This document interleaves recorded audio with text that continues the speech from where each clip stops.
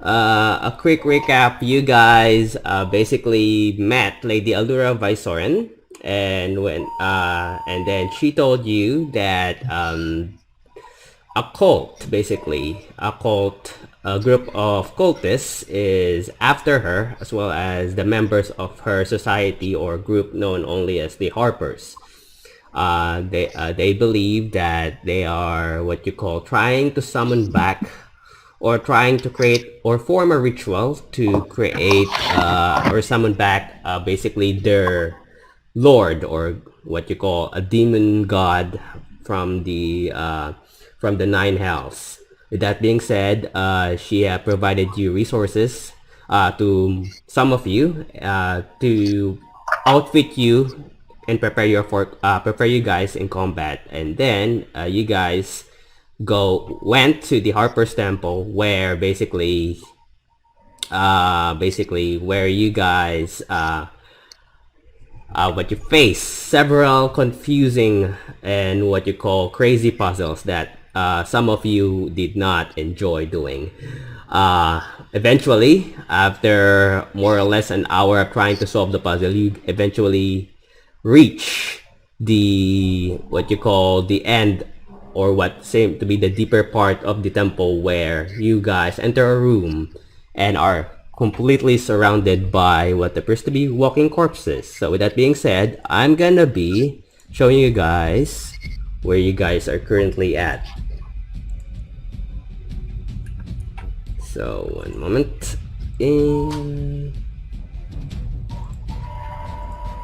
So with that being said, you guys roll initiative.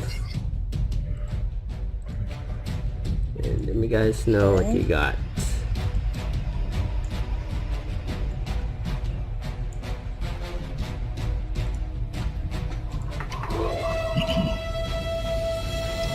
Uh, 27. Okay, 27. One moment. That 11. 11 for. All right.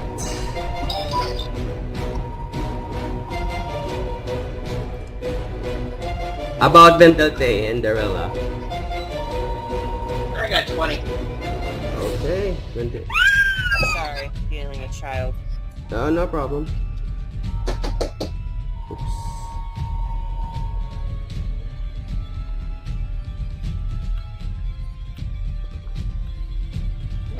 Nat 1. Ooh, that's a terrible one. Alright, so first is gonna be Stollis. So we're not gonna wait for the barbarian? I'm not sure what time he is joining though, because he said he's gonna be late. So I'm just gonna enter him in the initiative if he does end up joining. Alright, so we have 1, 2, 3, 4, 5 monsters. Currently there's you see 7 basically. 2 of them looks like knights. The other 3 looks like spell users. Okay. So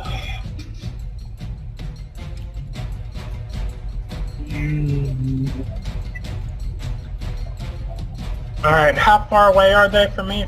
10, 20, 30 feet? Depending on which one are you referring to? The one directly in front of me.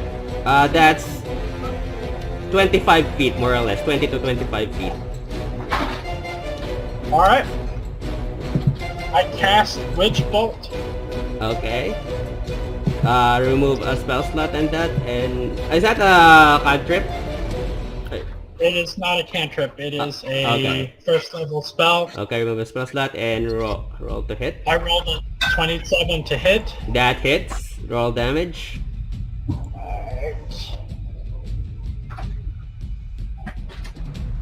22.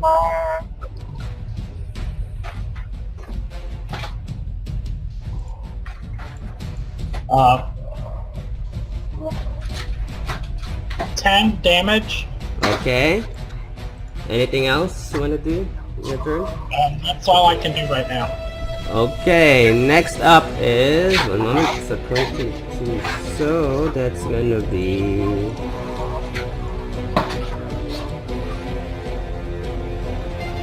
the mage.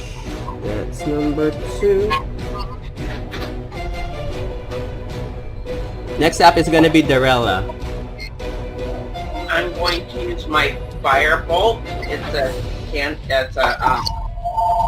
Wait, on which one?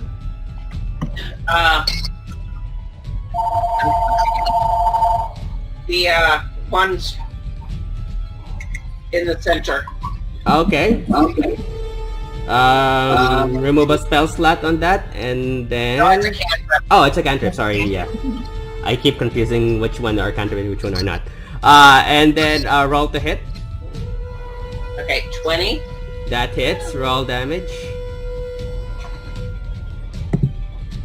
And 15 damage. 15 damage, let me just check his stats. 5, okay. 15 damage. Okay, anything else you want to do in your turn? No, not right now. Okay, so next is gonna be the number 3. Night 2. So night 2. Oh no, yeah, night 1 is gonna attack you with a short sword. One of the undead wobbles towards you. Does a 20 hit, Darella? Yes. It hits you, okay. 1d6 plus 2. You take 5 slashing damage. Okay. Next one is gonna be number 2. He's gonna 5, 10, 15, 20. He's gonna attack you, Vendelte. Okay. There's a 22 hit. Yes. Okay. 6. You take 8 slashing damage. Okay. Next is gonna be basically some of you did not roll too well. 2 enemy 4, enemy 2. Undead mage is gonna let's see here, 14. Number 2 is gonna attack you, Stolus, with a magic bolt.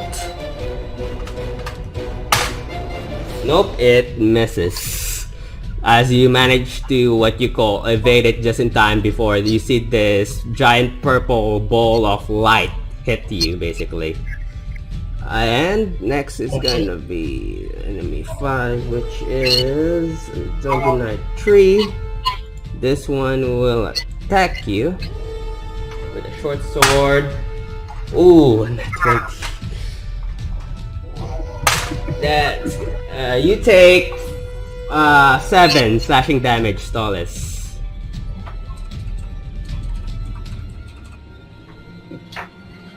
And that's that.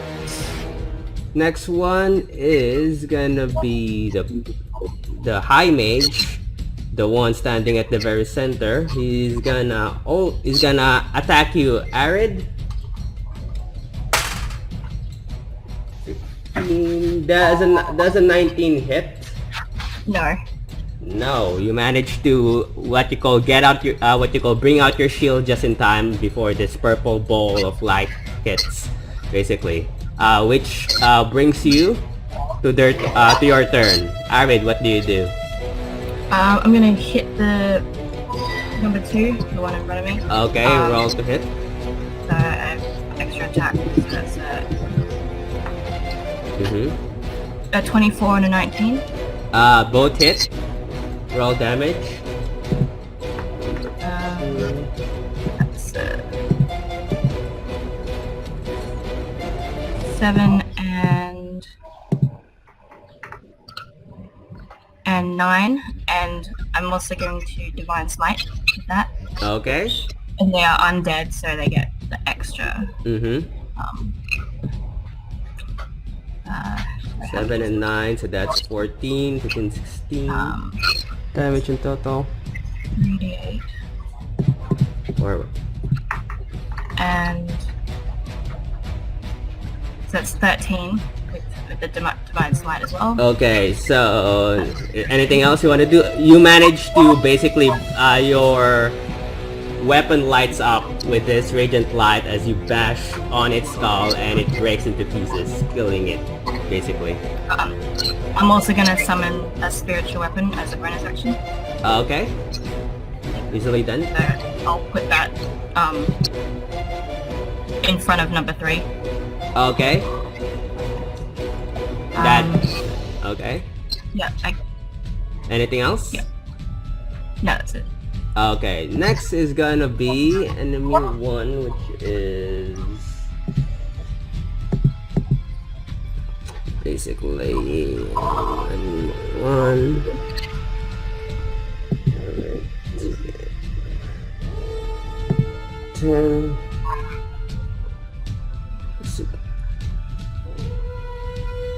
That's light number. So basically, he's gonna enemy 1 will attack Darilla, basically. 19. Is this 19? Nope.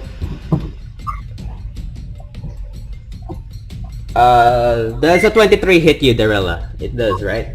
Yeah. Okay, so with that being said, you... Number 1 is getting a second turn. Oh wait, number 1. Yeah. Oh no, it doesn't have. It hasn't moved yet.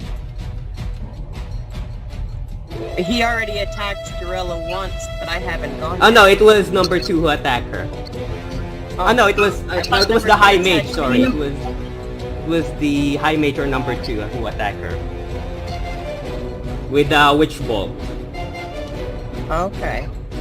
I see. Because it's a range attack, basically.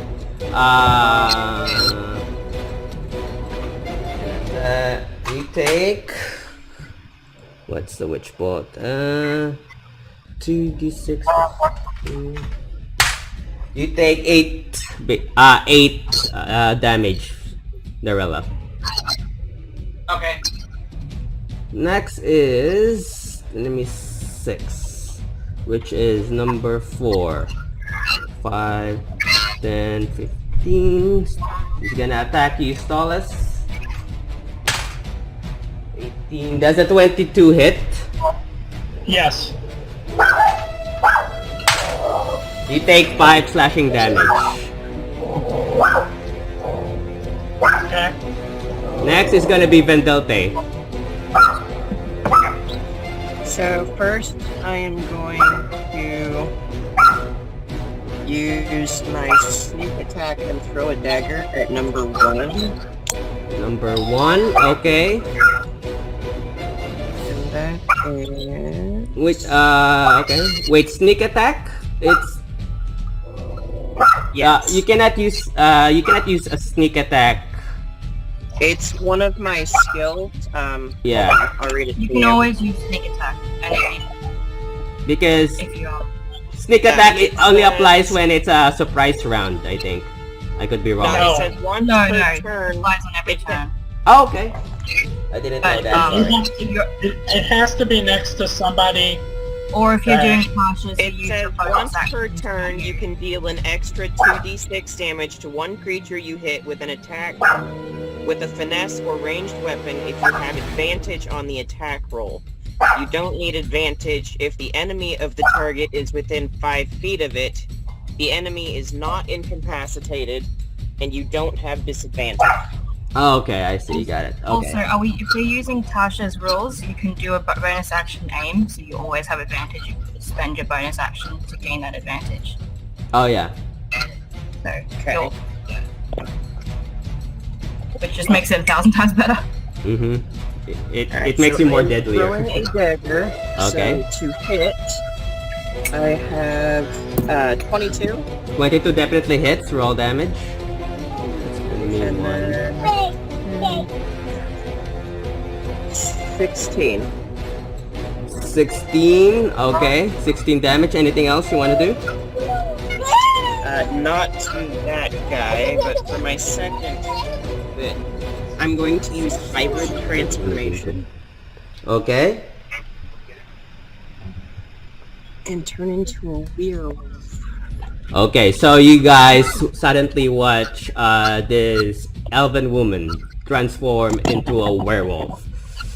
Basically growing the size of a werewolf just in front of this walking corpse. Okay? That's her bonus action. Yeah, Anything else? that's it. Okay, next is gonna be top of the round, Stallus. Alright, number 2 takes 10 points of damage. Number 2. A moment. Number 2 is good mage. Okay. Okay, that's the one I hit with the witch bolt. Anything else you wanna do? Yeah, it's still my turn. Mm-hmm. Now I cast Eldritch Blast, which is not a concentrate. Uh-huh. Roll. 1 to 4 or 1 to 3. 4, 1. Which one? This one or this one? 4, 1, and 3, right? You said. 3 Okay. and 3, 4. 3 and Does a 2. 19... No, 3 and 4. 3 and 4 with the with. The ones that are in front of me. Okay. Got it. Roll to hit. Okay. 19. Definitely hits. Roll damage.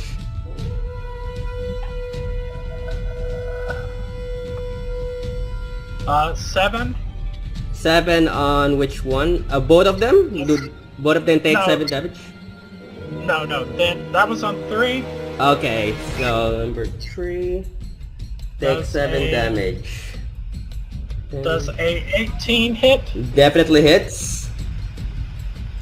One moment. 3, 7, number 3, 8, 9, 10, 20, 13, 15.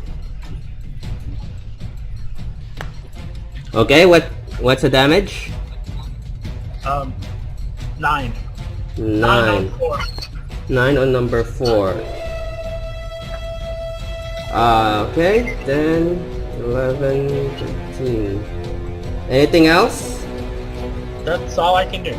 Okay, next is gonna be Darella. I have a question about Counterspell. Uh-huh. Can I use that at any time, even if it's not my turn? Yes. Yeah, it's your It is a reaction. You could use a reaction once per whole round or once per rotation. So basically, you get you gain back that reaction on your next turn. Basically. Okay. I just wasn't sure when I could use that. If I Basically, when an enemy is casting a spell, you could use a counter spell, and depending on the level of the spell, I had to make you roll if you beat the spell. If it is basically, you can tell what I'm gonna ask you what level of counter spell that you're gonna cast, and then you're gonna remove a spell slot depending on what the level of your counter spell that you're about to cast, and then depending if you beat it, the spell of the opponent or the monster fades or becomes null and invalid. Okay. They can also counterspell your counterspell. Yeah, they can also counterspell until you guys run out of slots. And at the same time, if you're casting a spell, they can also do the counterspell to you. Okay. So just be aware of that. Okay. What do you do, Darella? I am going to use Firebolt again. Mm-hmm. On which one? On the middle. Okay, roll to hit. Okay. 19 to hit. Roll damage. 17. Ooh, 17. Okay, anything else?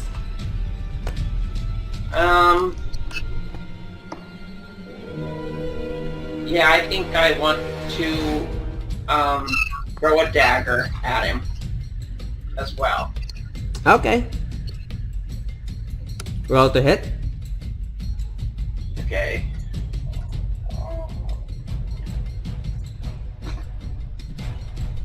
Uh, 17.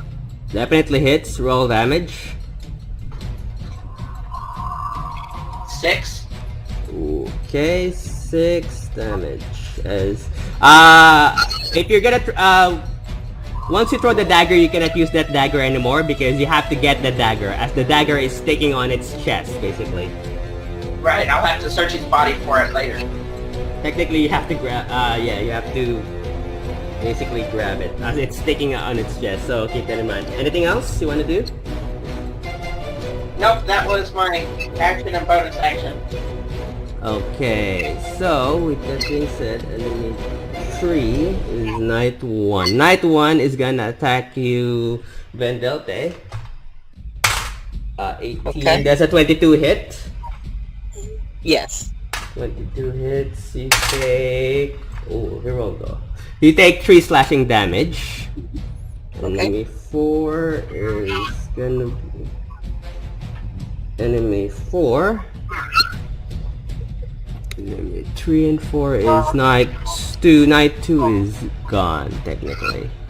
So basically, that's that.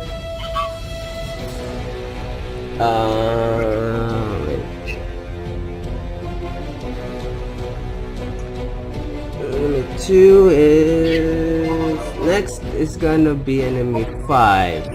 Enemy 5 is enemy 3. Knight 3 is gonna attack you, Stolus. I'm using nope, and it still misses Okay. as you manage to duck. The next is gonna be the High Mage. High Mage is gonna attack you, Arid. 8. I'm pretty sure this misses, so I'm not even gonna bother. Arid, 23. yeah, not even gonna work. Arid, it's your turn. I think, yeah. Gonna go for number 4. Okay, roll to hit on number 4. My spiritual weapon was there, so it should Mm-hmm. I don't have a marker, but yeah, it's also just there. Okay, So, got it.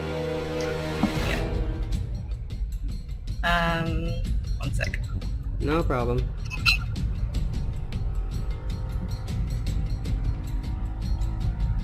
So, 22 and a 16. So Yep, hit. both hits. Roll damage. That's 14 and 11 for just the 2 normal hits, and then On which one? On number 4? 4. Okay. And then Yeah, that kills it, basically. Basically, the 14 would kill it, technically. and then yeah, You, and then spiritual weapon. No, you still have the 11. Because 14 will automatically kill the other one. So I'm guessing number 3 would be... It's 11, yeah. Yeah, so one moment. Number 3 is 11. Okay. And spiritual weapon, what? I just rolled a nat 20. Oh god. Okay, roll damage. That automatically hits. 11. Yep, you killed both of them. Technically, number 3 is dead, and number 4. So that's enemy 6.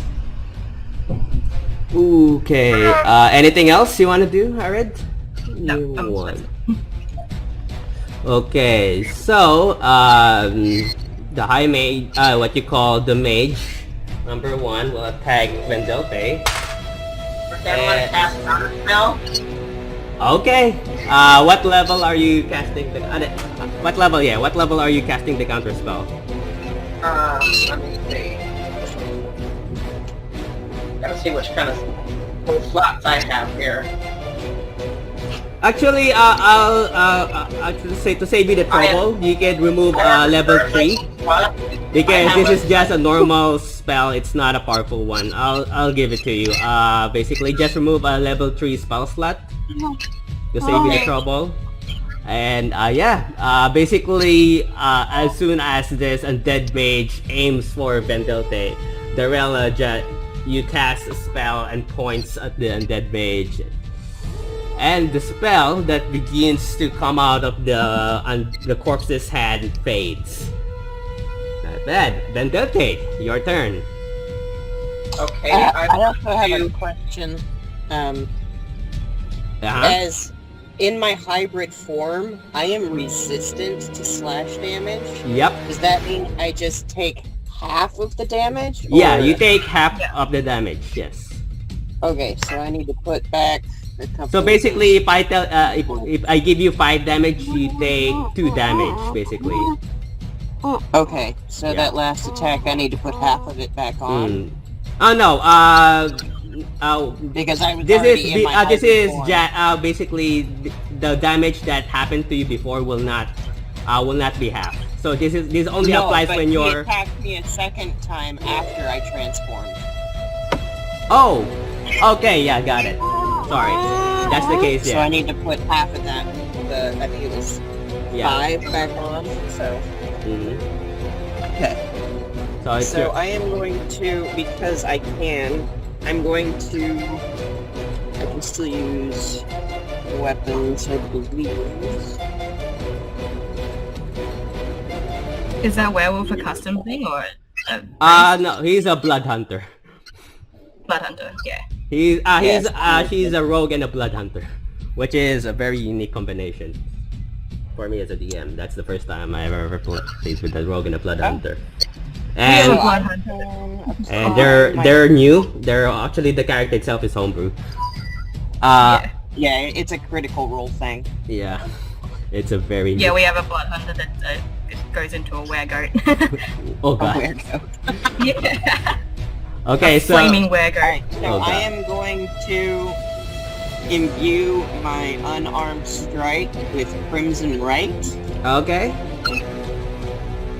and I am going to, let's see, which means I have to take 1d6 damage, 2 damage for me, and then I roll, I'm gonna...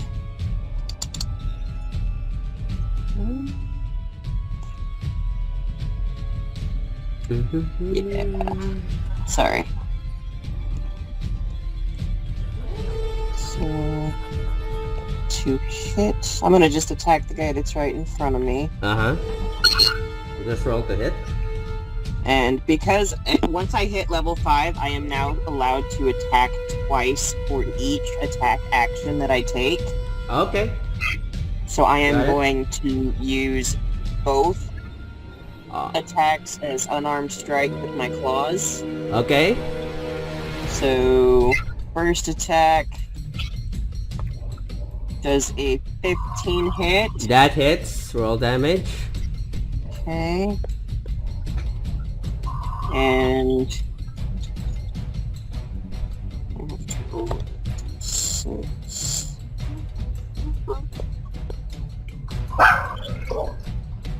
16 damage. 16. For the first attack, you automatically killed the first one, basically. Awesome. So this, that's 3. Basically. Yep. Okay, so, you still have one attack because the first one automatically kills the other one. Okay, so I am going to You can move move to where? over to number 1, Mm-hmm. and I'm going to attack him. Oh wait, I threw my dagger, so it's not in my hand anymore. Mm-hmm. Okay. So, roll to hit this guy.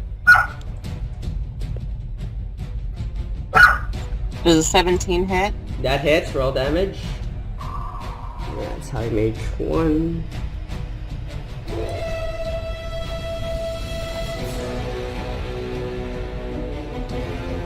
No, 32. 16 damage. 16, ouch. Okay, anything else? That is all I can do. Alright, I still have movement left, yeah? yeah, you still have 15, what's your movement speed? Is it 35.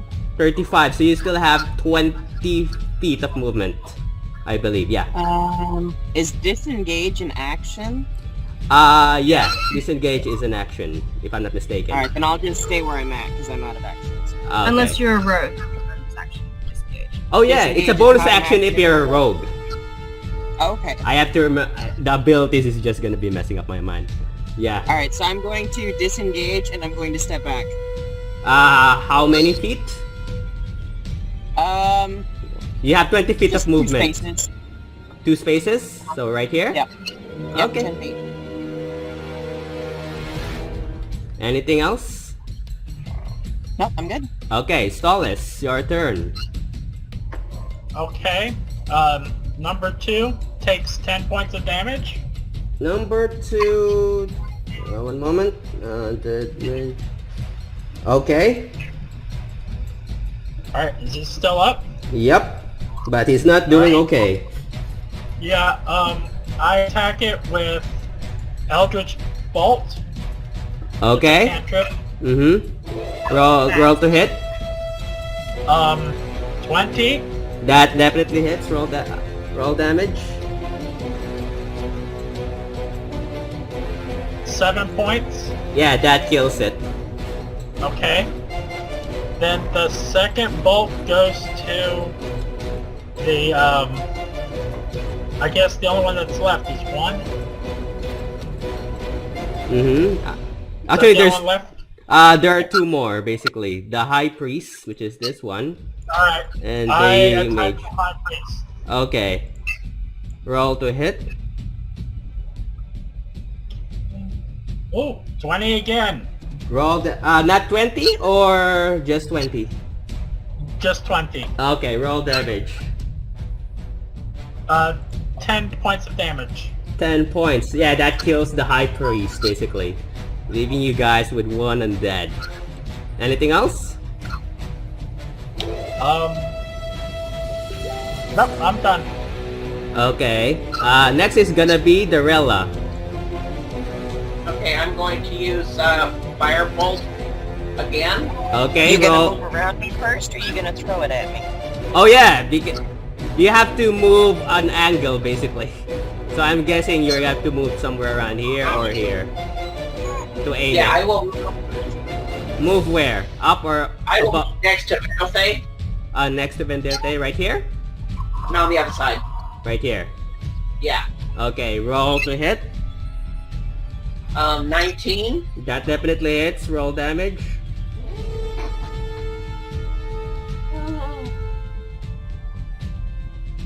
Um, 16 damage. 15 damage. Yep. Anything else?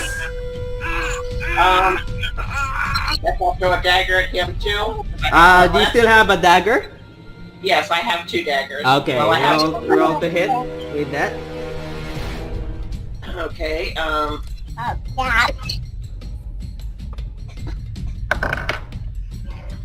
25 to hit. 25, yeah, that definitely hits. And I'm not gonna make you roll damage because it only has 1 hit point as you basically kill it, technically. Okay. And that is, we're gonna end that for initiative. Okay, and I'm going to retrieve both my daggers. Okay, easily done, you retrieve them. I would So, also like to retrieve the one that I threw. yep, easily done. From the wreckage you can technically gather them. So, what do you guys do? Search the bodies. Search the bodies. Always search the bodies. Do we roll investigation? Where? The bodies? Okay. Roll, what do you call roll investigation? I rolled a natural 20. On Stallus? Anyone else? Yeah. 28. 28. Oh, okay. So both of you, easily said, both of you find that these people were recently killed, basically. And they also have the amulets, the same amulet as Lady Allura Visorin has on her neck, which believes to say that chances are that they are also Harpers. So Alright. now they're being murdered and brought back to life? Chances are that's the case. You also see around you, basically, that there's a door on top of Ventite on the upper right that leads to a path. And that's the only thing you see on this room. There are no furnitures, there are no other objects, basically. Okay. So what do we find on their bodies? Like, The bodies don't have anything useful other than typical swords that doesn't look special in nature. The staffs on the undead ones or the undead mages doesn't have staffs on them. The high priest has a wooden staff, but it is completely charted and decimated, basically. The staff itself doesn't look to be very powerful or unique even on the high mage. We make sure to take the amulets. Okay, easily done. You gathered, I would say you gathered 7 of them, considering you roll a nat 20. So, right, just take note, 7 Harper's amulets. Solace. Alright. Okay. Anything else you guys want to do? Can bodies that have been reanimated and then killed be reanimated again? Yes. Yeah, technically, if they can still move, then yes. Then we need to burn them. Okay. Let's make a pile. Okay, so I would say, I'd say that you guys gather all the bodies and technically grab a torch from Arid's torch and then just Torch? let... No, Arid has a torch. Please, I have Okay.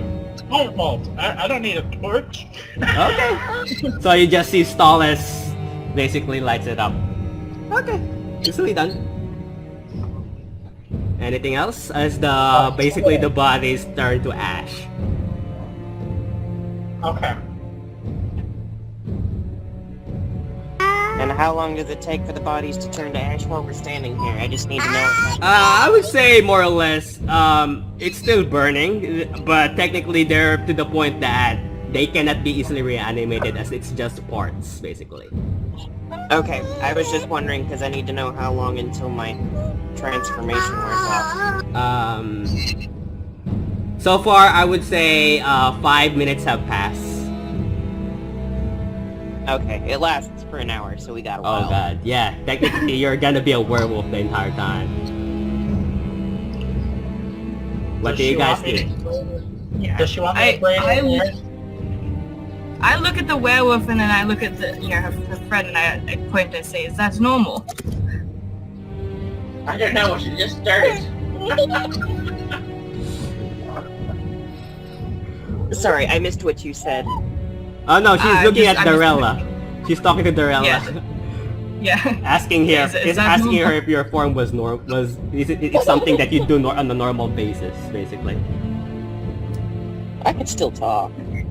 Oh yeah, you can still talk, but you're like what you call werewolf. It's a little growly. Yeah, basically. I am not familiar with. Yeah, this is the Wait. first time you saw basically someone that turned into something else. Yeah, So this what do is you the guys second do? time I've seen it, so I guess it's going to be the normal. Yes, it will be the new norm. Affirm.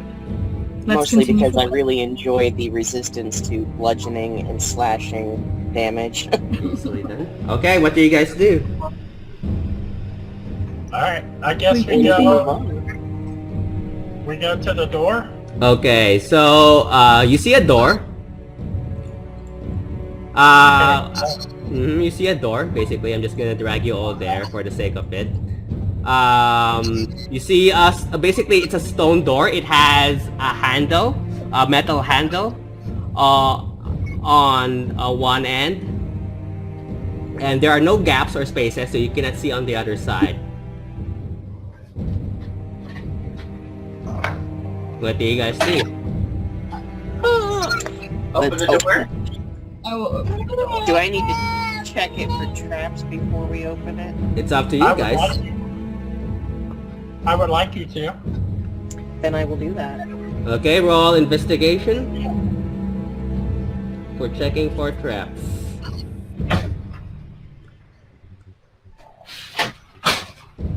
22.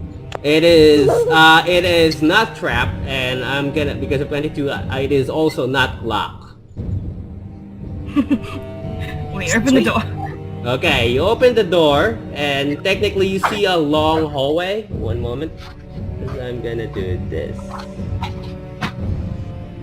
You see a long hallway that, basically about the... Okay, here.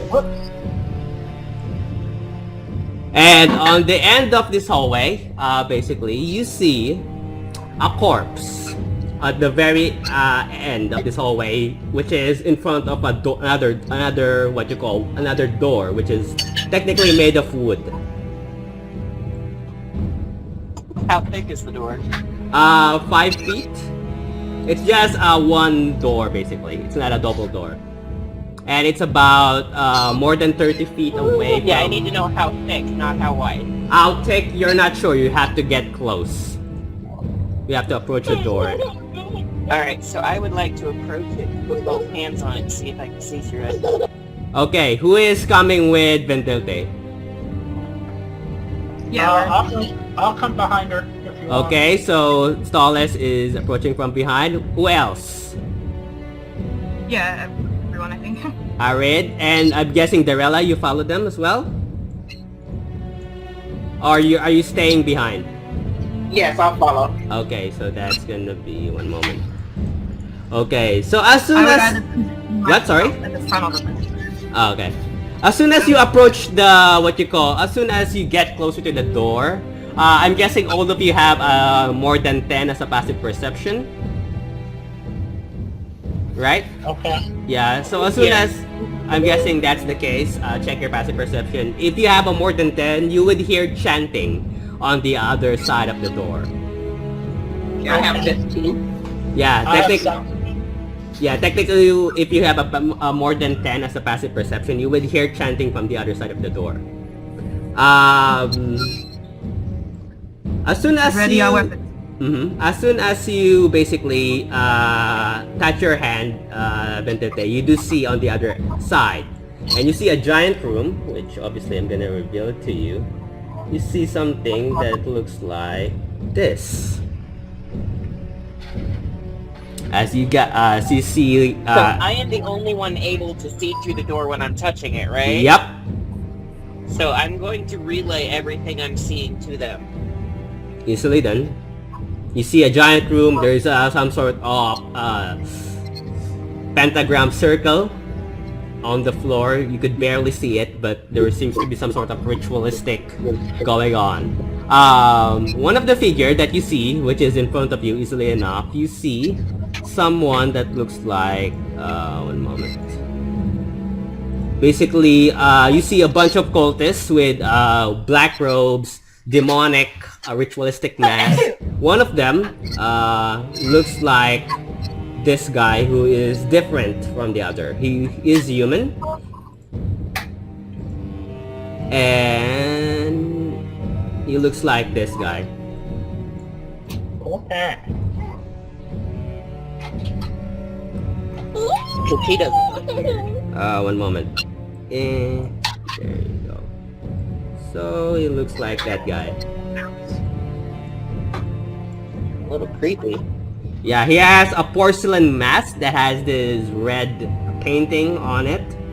Black robes, and he appears to be holding some sort of dagger on one side of his hand. And there appears to be doing some, I don't know, ritualistic, suspicious things. Well, before we bust in, I'm gonna resummon my spiritual weapon. Okay, easily done. So what do you guys do? Okay, I am going to... 1 second. Mm-hmm.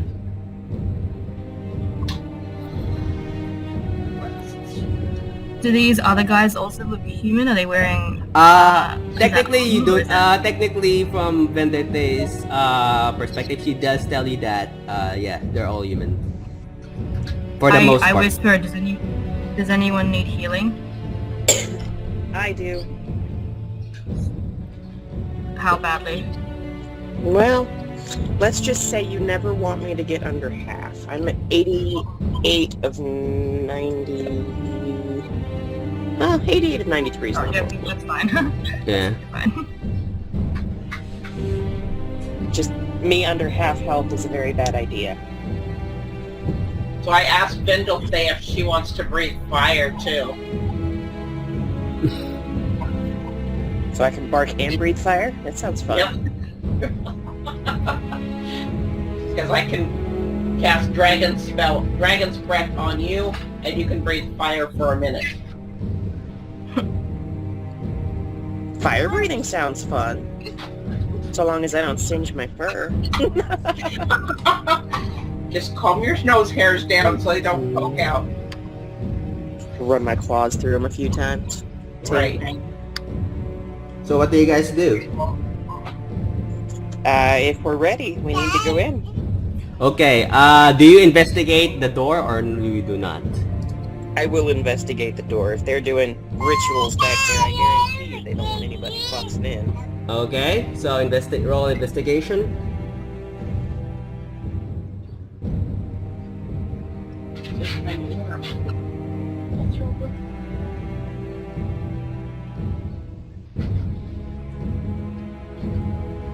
What do you roll? 18. Sorry, I was talking, but I was muted. Okay, so yeah, the door is not trapped, but it is locked. You said not trapped, but it is locked? Yep. Alright, so I'm going to use my thieves' tools, and I'm going to unlock it. Okay, add your proficiency when you roll. So roll a d20. Roll. Is it sleight of hand? I believe sleight of hand, and then roll your proficiency. Okay. Yeah. Alright, good.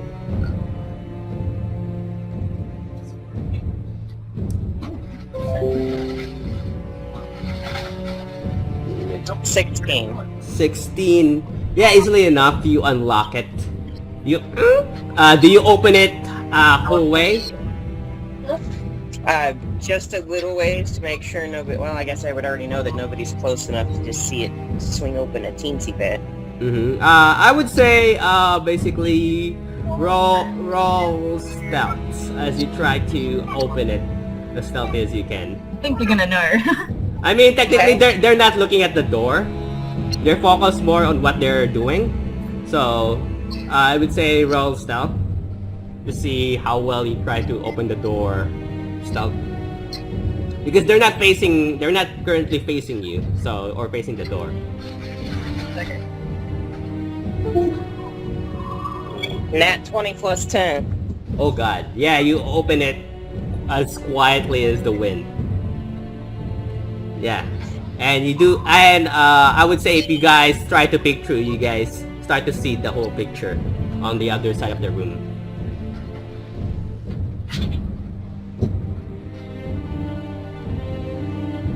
What do you guys do? Let the rogue go in first. So I'm going to say that we can already just guess that they're up to no good whatsoever. You don't know, it's up to you. Alright. Well, I'm gonna... They're down Hold on, here. hold on, They were hold close on. to starting before. Do what you want. What? Nothing.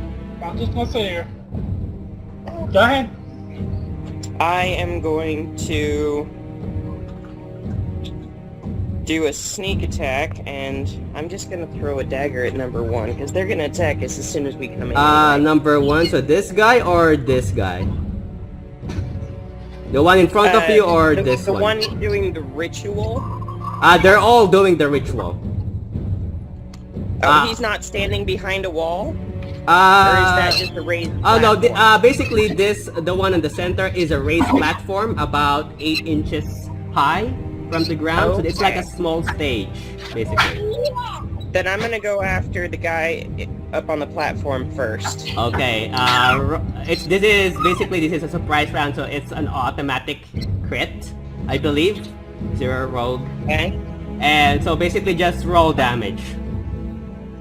Just roll damage? Alright. And basically it's a crit, so it's a nat 20.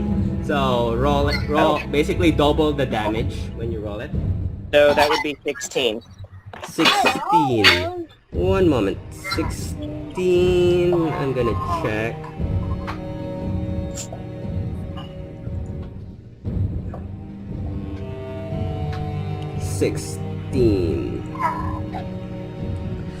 Yep, you kill him. Automatically he drops to the ground, basically.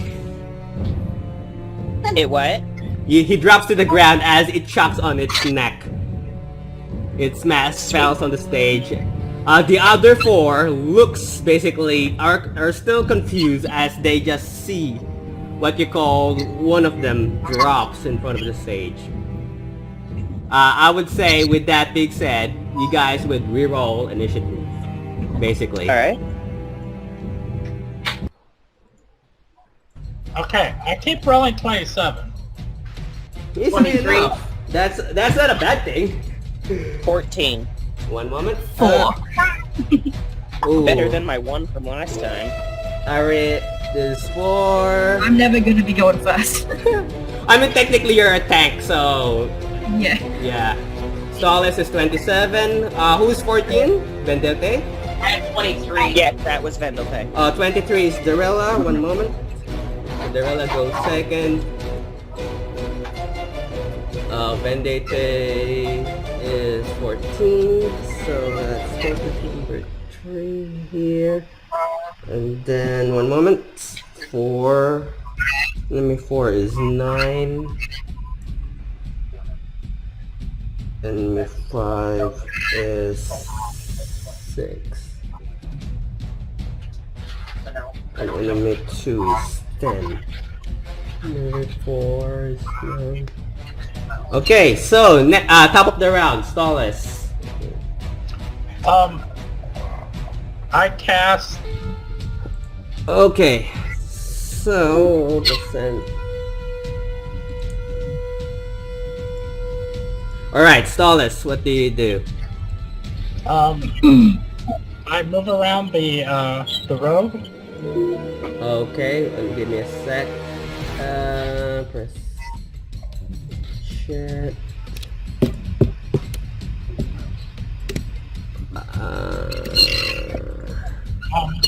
Put me 2 spaces in front of the road. Okay. One moment. Yep. 2 paces in front of the... Right here? Yep. Mm-hmm. And have all 4 of them make a saving throw versus con. Currently, there are 6 people, basically. Oh, well, 1, 2, 3, 4 is the one that I saw. What's the saving throw? Versus Charisma, DC 16. Okay, and it's a Constitution saving throw, right? No, it's a Charisma saving throw. It's a Charisma. Okay. 1 fails. 2 succeeds with a nat 20. 3 is 16. 4 fails. So 1 and 4 failed. 2 and 3 succeed. They are -4 to hit. Oh god. So 1 and saving throws from now on. -4 to both hit and saving throws? Yep. Oh god. Okay. Easily done. Anything else? And that's it. Okay, That's next. Next is Darella. Okay, first I'm going to touch Vaselheim and cast Dragon's Breath. How far are you moving?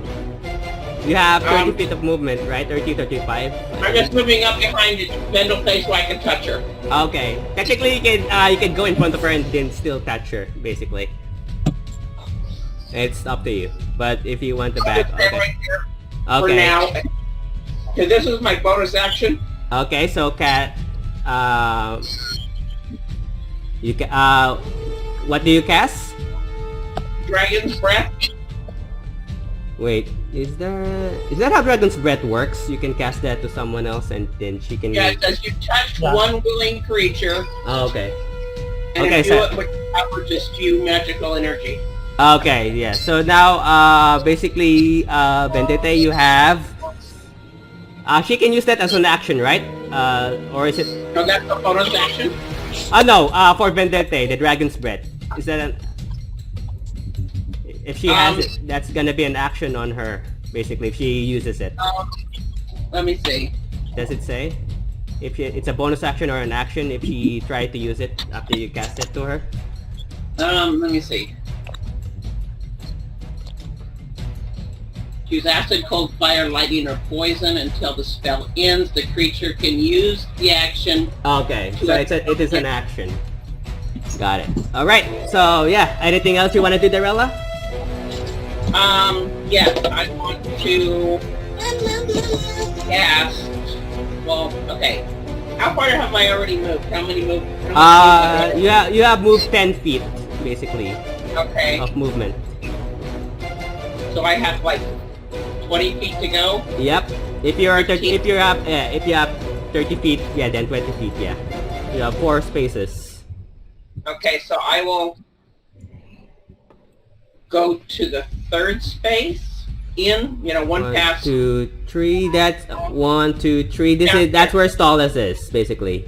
I'm Okay, guessing. down one. Okay. Anything else? And yes, I am going to cast. Let me see what I want to cast. Okay.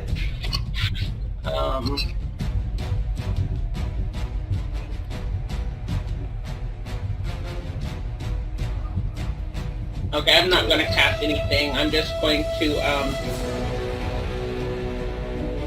use my hand crossbow, Mm-hmm. and I am going to target number 1. Okay, roll to hit.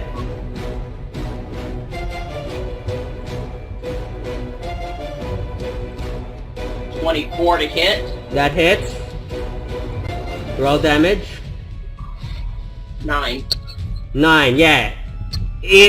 As you shoot him from the back of his head, he dies.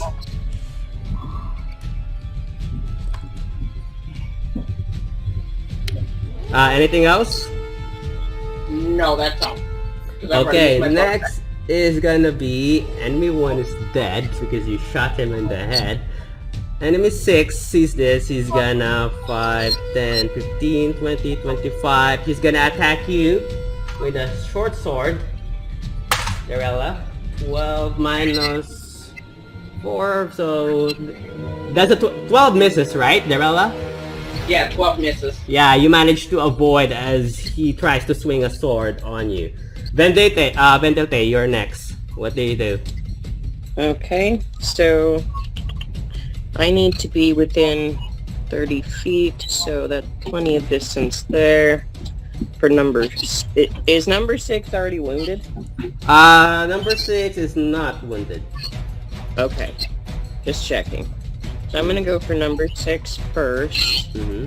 and I am going to cast Blood Curse of Bloated Agony, but I'm going to amplify it because he's got disadvantage on saving throws.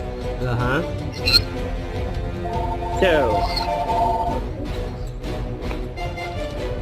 curse a creature that you can see within 30 feet, painful 12. For the duration of the curse, the creature has disadvantage on strength and dexterity checks. Mm-hmm. and takes 1d8 necrotic damage if it makes more than one melee or ranged attack. Amplify. This curse lasts for 1 minute instead of just till the end of my turn. Okay. At the end of each of its turns, it can make a Constitution saving throw, DC 14. Oh god. Okay. On a success, the curse ends. Okay. Basically it succeeds. But it's not yet its turn, but I'm gonna It say can't make a saving throw until its turn. Yeah. Got it. Okay, so... Okay, and I still have Crimson Right Mm-hmm. on my claws. So I'm going to use my movement and go to... Wait, you're not gonna attack number 6? No, he's already got disadvantage, so I'm gonna go for somebody else. If you move, he's gonna have, what you call... He's gonna have How an did I end attack up of... next to him? Sorry? How did I end up next to him? Oh, where do you move, basically? 30 feet away. Oh, okay, so basically yours... I thought you were gonna attack him. So where do you go, basically? I'm gonna go down to number 2, or as close as I can get. That's 5, 10, 15, 20... where are you passing? Because if you pass him... I'm number not 6 gonna will... go right next to him. Okay, 20, It's 25... only opportunity if you're leaving their attack roll. Yeah. Then- Oh, okay. So, yeah, now I'm gonna attack number 2, both hands. So... my unarmed strike. So, to hit... Does a 9 hit? Let me check. No, 9 misses. Okay, other hand, roll to hit. 20. Yeah, Not that- 20, just a 20. Yeah, that hits. That still hits. Roll damage. And then damage...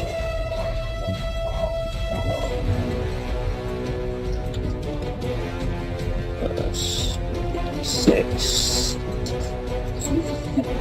16 damage. Yeah, it kills him. Oh, sweet. Anything else? That is all I can do. Enemy... So that's enemy 2. Okay, next is gonna be enemy 3. Enemy 3 is gonna be 5, 10... wait, where is it? 5, 10, 15, 20. He's gonna attack you with a short sword with a disadvantage, with -4, basically. Nope, it misses. Because of the disadvantage. Enemy 4 will also 5, 10, 15. Attack you with a -4, still misses. Enemy 5, 5, 10, 15. -4 also misses. Damn! You're avoiding them left and right. Arid! Just move me below number 6. Below number 6, right here? Yeah. Okay. And I'll attack number 3. Okay. Yeah, it's probably missing. An 8 and a 13. So 13 succeeds, 8 misses. That's 7 damage, and then does a 21 hit? Yeah. On the what you call the spiritual That would weapon? be on spiritual weapon on number 6. Okay, so one moment. So number 2. Yeah, 21 definitely hits. Roll damage. Yeah. And 8 damage on 8. number Okay. 6. Anything else? Nope. Alright. Top of the round, Stallus. Okay. I'm attacking 6 and 3. Does a 22 hit? Yes, 22 hit.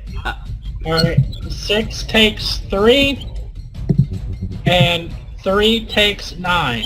6 takes 3. Yeah, 6 is dead. Basically, Okay. as he drops in the front. Number 3 also dies. Okay. As they're just purely human, basically. Anything else? That's, let's see.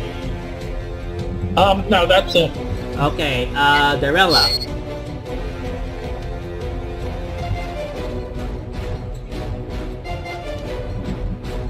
Darella, your turn.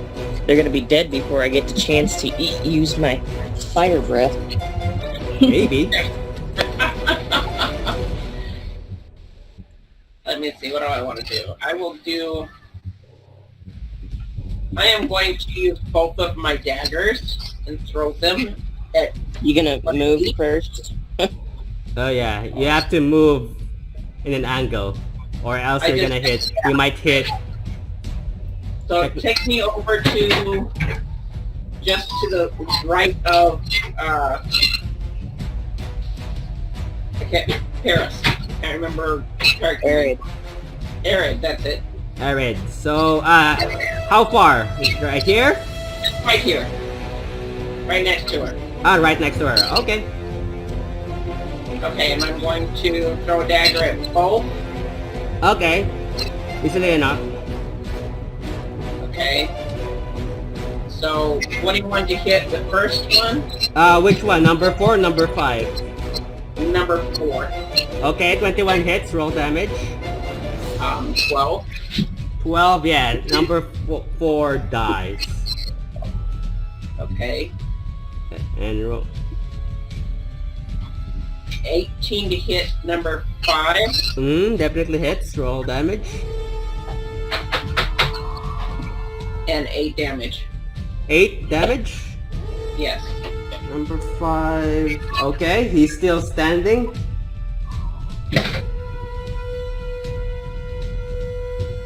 That's it. Okay, next is gonna be basically they're all dead. Let's see. Pretty much they're all dead. Let me. Okay, Vendete, your turn. Breathe fire. And they'll say, breathe fire. Oh, I think she just got disconnected. Who? Carol? Carol. Okay. We'll wait for her a bit.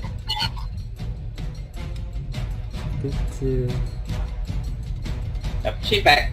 Okay, you back with us, Carol? Yeah, sorry, my husband called. Okay, got it. So, your turn, Vendete. What do you do? I am going to use... Well, I use my flame breath on number 5 there. So Okay. what kind of damage does that do? I need to roll the hit. It does 13 damage, but he's got to do a let me find it. Right, Wait, 13 damage? It's not a dice? D&D...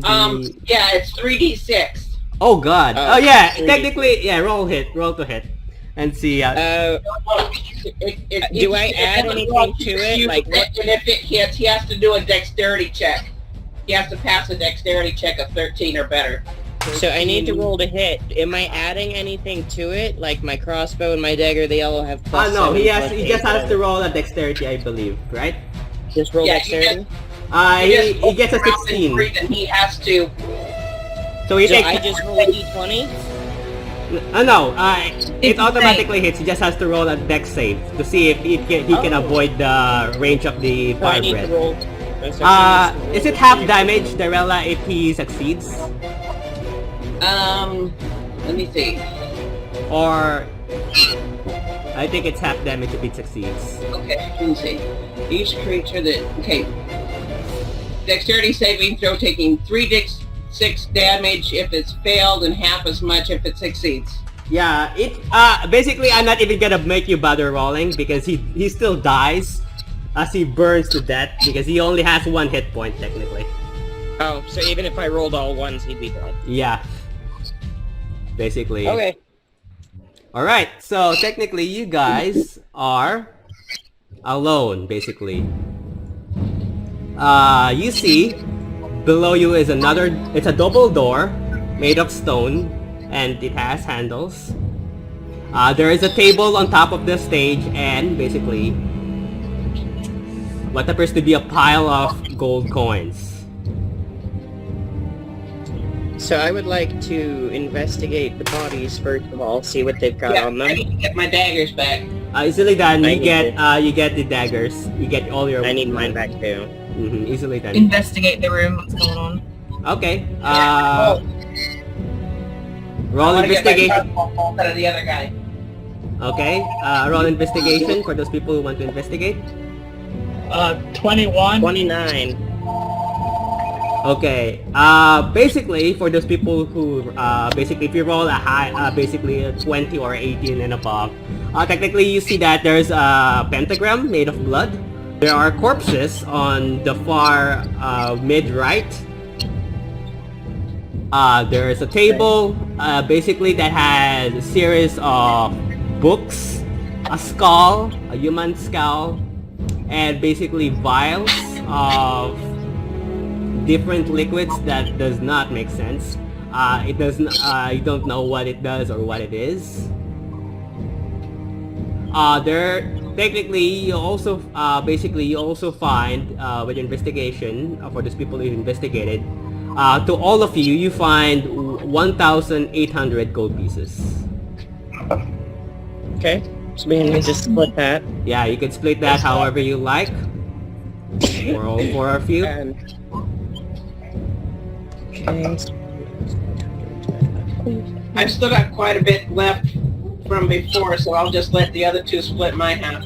Yeah, that's probably a good idea because I also have quite a bit.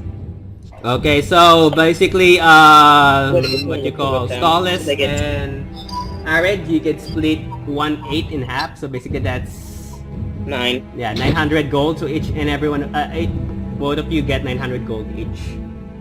Am I able to find my crossbow bolt from shooting that guy in the head? Yeah, easily done. You pull it out on its head. Okay. Brain You juice. can never have too much gold. Maybe. Well, unfortunately you can only hold so much. Yeah, you can only hold 50,000 with or without the bag of holding, and it could decrease if you are holding additional weapons on your bag of holding. I also see two double so doors, and I wanted to investigate the books on the table. okay, so roll investigation. Okay. So this. Did we find anything on the bodies? Basically 19. you just find, you find a simple, one moment, basically you find daggers, just normal daggers, nothing special on them.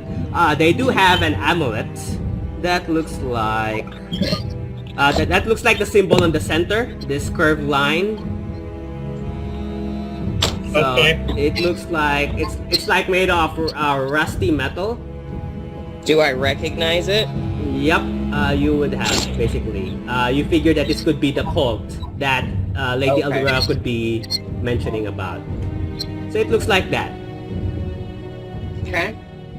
So that's the shape of the amulet, made of small rusty chains attached to their necks, basically. Other than that, you do find the porcelain mask of the other guy, which is broken in half. And it's not magical, it's just made of porcelain. The markings on the mask has the same red twirl symbol on it. Okay, what did you roll for investigation, Vendette, for the table? A 19. 19, basically that's all you find. The book, there's a book that has basically a bunch of symbols that you do not recognize. There is a letter attached to the book, and as you open it, it does says that once you're done with the ritual, return back to the embassy in Dragosha. And it is not signed. I'm going to stick the book in the bag of holding. Is there any way to identify what's in all the vials? I would say roll nature. Nature? Mm-hmm. We can just take them with us and get an expert. If not, You also see a double 14. door below you guys. Basically. A 14. 14, nope. This, basically because you're a rogue, I would say that you would recognize some of them could be poison. Okay. Some sort of poison, but that's all you get. Okay. And there's like 3 vials, basically. Ooh. So I will just stick those as well in the bag of holding so long as they're stoppered up and they won't spill. Yeah, easily enough. Anything else that you guys want to do? I don't think there's anything else to do in the room, and I think we should move on. There are 2 double Yeah. doors. Yeah, we're not gonna take care of these people. We're gonna let them rot. Okay, easily done. You lived in rut. There are two double doors below you that leads to another path, basically. What do you guys do? Let's open the... well, I should check the doors first. Okay, I'm gonna roll put my hands on investigation. them, see if I can see through it. Yeah, you do. No, actually, you do not see through it because Okay. they're too thick. So roll investigation for traps.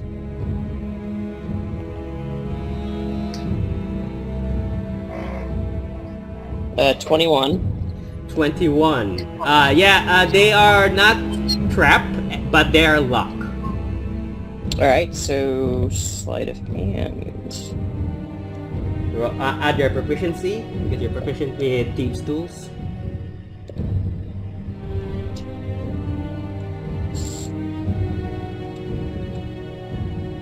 Proficiency bonus is... where did you go? Where do I find my proficiency bonus? Oh, there it is, +3, so... 22.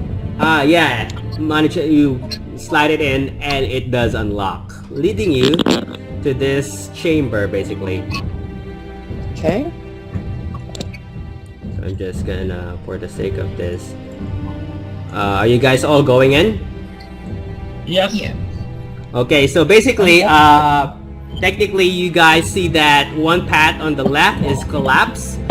Boulders and rocks have just basically avalanche on the path on the left. The right does lead to another room, basically.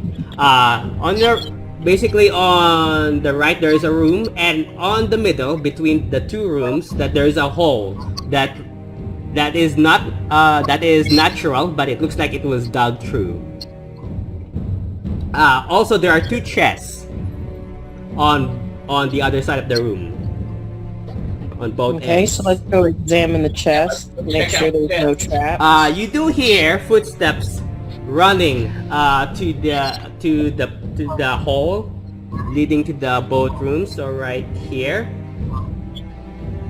So that's a hole, Okay. basically, in case you notice. Running away or running towards us? Running towards you, and it's only basically it's only one set of footsteps, and it appears to be running. So I would advise everyone to step into the room with all the rubble and just kind of hide behind the wall to see who pops out. What do you guys Sounds like a do? good idea. What do you guys do? Do you stealth? Do you hide? Yeah, I'm gonna cast Pass Without a Trace, Okay. and then we can roll for stealth. Okay, so roll stealth to those people who want to hide, basically, And and then add 10 to your stealth rolls. Alright, 36. Oh god, yep, you blend in easily enough. 21. Yep. I will only ever be able to stealth with Pass Without a Trace, otherwise I'm just gonna be there. I mean, technically you have that, but still, yeah, that's good. I got a nat 20 plus Oh god. 10. Well, Yeah. it's 10. Darella, I got a 40. I got 20. 20 with plus 10? Yes. 27 with yeah. Okay. So, you, easily enough, you all blend in the rocks. You do see the figure come out, and it appears to be Lady Allura Visoren. who is just gasping in, basically in deep breath. Alright, so... She appears to be looking around and trying to sneak in, trying to stay quiet. And she fails as her staff hits the rocks and says, oh. What do you guys Should do? we watch for a minute and see what she does? Because it's kind of weird that she's this deep in here when she was so scared to come in the first place. You do see that there are, as you look at it, there are 6 balls of light.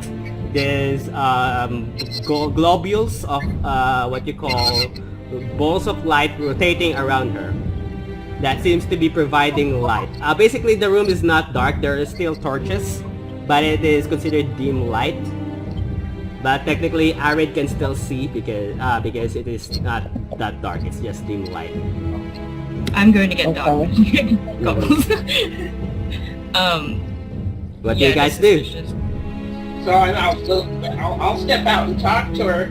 Oh, okay. So who else is coming? Is just Derella? Yeah, we may as well all go. I'll go. Yeah, I'll go as well. Arid? Yeah, I guess. Okay. As soon as you come out, she points her stuff at you. Oh God, it's just you guys. I thought you were afraid of the dark. Yes, I am. She points at the lights above her. That's why I have this. Please don't do that So you again. want to draw attention from absolutely every living thing in here. That's the I'm reason not why I came to convinced. the other side. Hopefully I could ambush them from the other side because by the time I tried to get into the other door, it was closed in. I couldn't catch up to you guys, so I decided to find another way in and I found this path leading to the outside. She points to the hole where she came from. It leads to the very outside. What did you guys found? Well, we just tell her that we already took care of the guys in here. Yeah, we found a bunch of zombies and, well, living corpses and some bad dudes with the cult who were raising these bodies back from the dead, and then Okay. we just patched them all. Just as well tell her they were all Harpers. Oh God. Yeah, all of the bodies were Harpers. Well, that's not a good thing. That never is a good thing. I may have to report that to the others. Well, at least you all came out in one piece, so that's a good sign. Well, yeah. Did you find anything else? I've got a book Okay. that I have no idea what's for, but it says to return it to the embassy in Dragosha. No, there's a letter that says to return it to Embassy in Dragosha. Oh, the letter on the book. Attached to the letter, yes. Okay, so I'll hand her the book with the letter still attached. Okay. Well, chances are there is someone in Dragosha who is probably working with them, so... More than one, I'm sure. Yeah, the question is who and what? Okay, well then, at least you have taken care of them. That's a good sign. I've also got some vials of God knows what. I found some rocks. Good to know. She looks at So you. I pull out the rocks from that other chamber. Just like rocks. She gives you a thumbs up. Well then, if there's anything, I really don't want to stay here considering we have no idea if there's still more of them out in here. I've checked outside, Well, you it looks came clear. from that way and we came from that way. I know there's nothing behind us. Is there anything behind you? Not that I know of. Hopefully not. With all them lights, I'm sure you would have noticed. Is she lying? Roll insight, Solace. My Yeah, I'd passive, like. Oh, my what's passive insight is 17. 17? She's not lying. Okay. As far as you know, she is afraid of the dark. She believes that no one followed her. At least that's as far as she's concerned.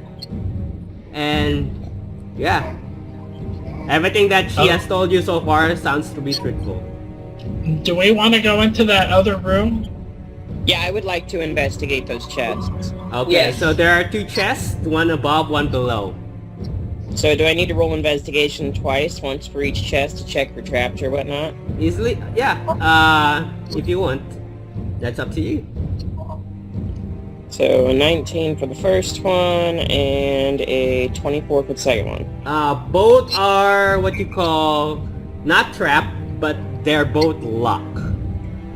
Alright, so I need to roll sleight of hand twice. Mm-hmm. I also have thieves' tools, just so you know. Okay, so who's opening which chest? I will open one. Okay, I'll do the bottom one. I rolled an 18 for one of them. So Darella, basically Darella is opening the one above, and Stolis is opening one below. Yeah, I rolled an 18. Okay. 19. I rolled also an 18. Sorry, what's that, Darella? 18. 18. Unfortunately, they do not open. Oh. What are the So chests? Alright. My proficiency in thieves' tools doesn't help at all. Did you add them when you rolled? No, I didn't. Okay, so add them when you roll. So your roll was what was your roll before? What did you roll? 18. 18. Then add your proficiency. Are you proficient in thieves' tools? I think yeah, you're a rogue. Yeah, you're a half a rogue and a sorceress. What am I saying? So yeah, add them. What did you roll? 18. 18 plus your proficiency. And mine would be a 22. 22 on the below one. What did you for Darella? What is it? What's the total? 21. 21. One moment. So Stolas, it is still locked. Even with are you proficient with Stolas? Are you proficient with Steve's tools? I am. Okay, so it is still locked. You do not open it. What you call Darella, on your end it does open with 21 or 22? 21. 21, yeah, it does. It just barely opens. You barely just got it. And as you open it, there are a bunch of platinum coins. Lots. Oh, nice. Would you like me to give a go on the other one? The DC is gonna be the DC is gonna be higher considering what you call Stolis already tried it, but you can still roll if you can beat it. Do you try I it? rolled a 23. Hold on. I will give you Bardic Inspiration, Oh, okay. which gives you another D10. Okay. Oops. Roll a D10 to add to that roll.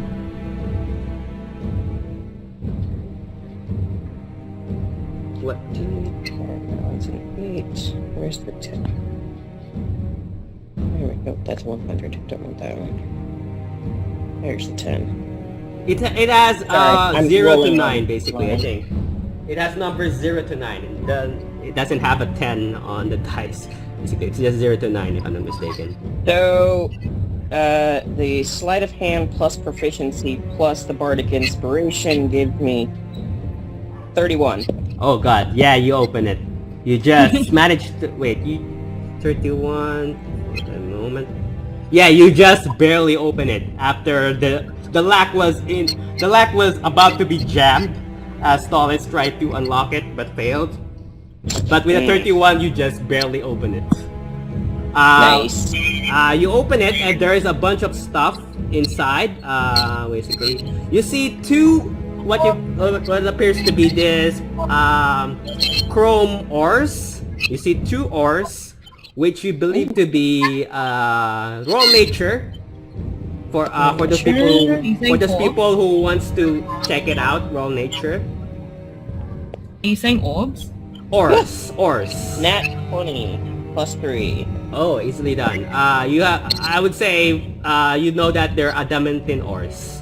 And there's adamantine ores. There's 2 adamantine ores, 4 silver ores, a diamond worth 1,000 gold coins. So that's what you find from the chest below. Darella, you find 2,000 platinum coins. Okay, so the platinum I'm just going to split between them again. So Okay. it's 5 Carol just wants- between them? Well, you can have some. I'd like an orbs instead if that's unless someone else. So there are 2 adamantine ores and 4 silver ores. Okay. So And also those a might come in and also a handy diamond for- worth 1,000 gold coins. So it is up to you. I'm gonna put that in chat.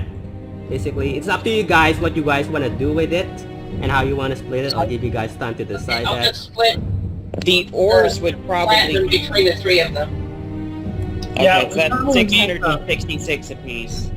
Yeah, we probably need that stuff to update our weapons and... Yeah, that's what I was gonna say, but I'm still in werewolf form, so I don't want to touch the silver. Alright. I would say this would not apply here. So technically No? you can touch the silver. Okay. I have disadvantage with silver weapons, I know that. Oh, okay, yeah. That for sure. Okay, so I would say we put the ores in the bag of holding, and use them for making better weapons or armor down the road, and Okay, the who's diamond- taking what? How many? Who's taking what? So keep track. I don't need silver. Okay, who's Adamantine taking? maybe down the road, but not to Okay, my who's knowledge. first things first? Who's taking the 2 adamantine ores? Or you I can. would like I'll one. need it, but Okay, I mean, we're Ari- gonna need a lot more anyway. So So Ari takes 1. What about the other one? Who's taking the other one? I'll Ari? take the other one. Okay, so take both of you split the adamantine ores. Put that in your sheet. Okay. About the 4 silver ores, who's taking? I'll take 2 silver ores so I can get new daggers. Yeah, Oh. I'll take 2. Okay, so Darella takes 2 and Stolis takes 2. You also have a diamond worth 1,000 gold coins. Who's taking that? We'll just a have to... spellcaster would probably need that. Yeah, I was gonna say we should keep that as a spell component instead of breaking it down into money. Okay, I who's won't taking need it? But we do have spellcasters. Just put it in the bag. Okay, whose Yeah. bag is it going? Yeah, I have a bag of holding as well. Okay, Yeah, I so, have one. I think Eric so who's has taking the one. diamond? I'll take the diamond. Darella should probably take it. She's our big spellcaster. Is she? I mean, I'm not sure what spells you have. Okay. Who else is a spellcaster? Like, who are the Yeah, who missing else people? is a spellcaster? I am also a spellcaster. Okay, so we have 2 spellcasters. So, do either of you have spells currently that need Whoever's diamonds? the or... highest spells, just like it's usually. Yeah, who has the highest spell slots? I have up to level 3. Darella? Level 3. Give it to Darella because she probably has more spells that might use it. She's a So- sorceress, and if Stolis necessary, is a it's not bard. like she can't pass it to you later. I mean, That technically you type can of- just pass it through, whoever needs it. That type of crystal, that diamond, is so expensive. It would be a 7th or 8th level spell. to Okay, use so it. we'll probably be holding on to it for a while.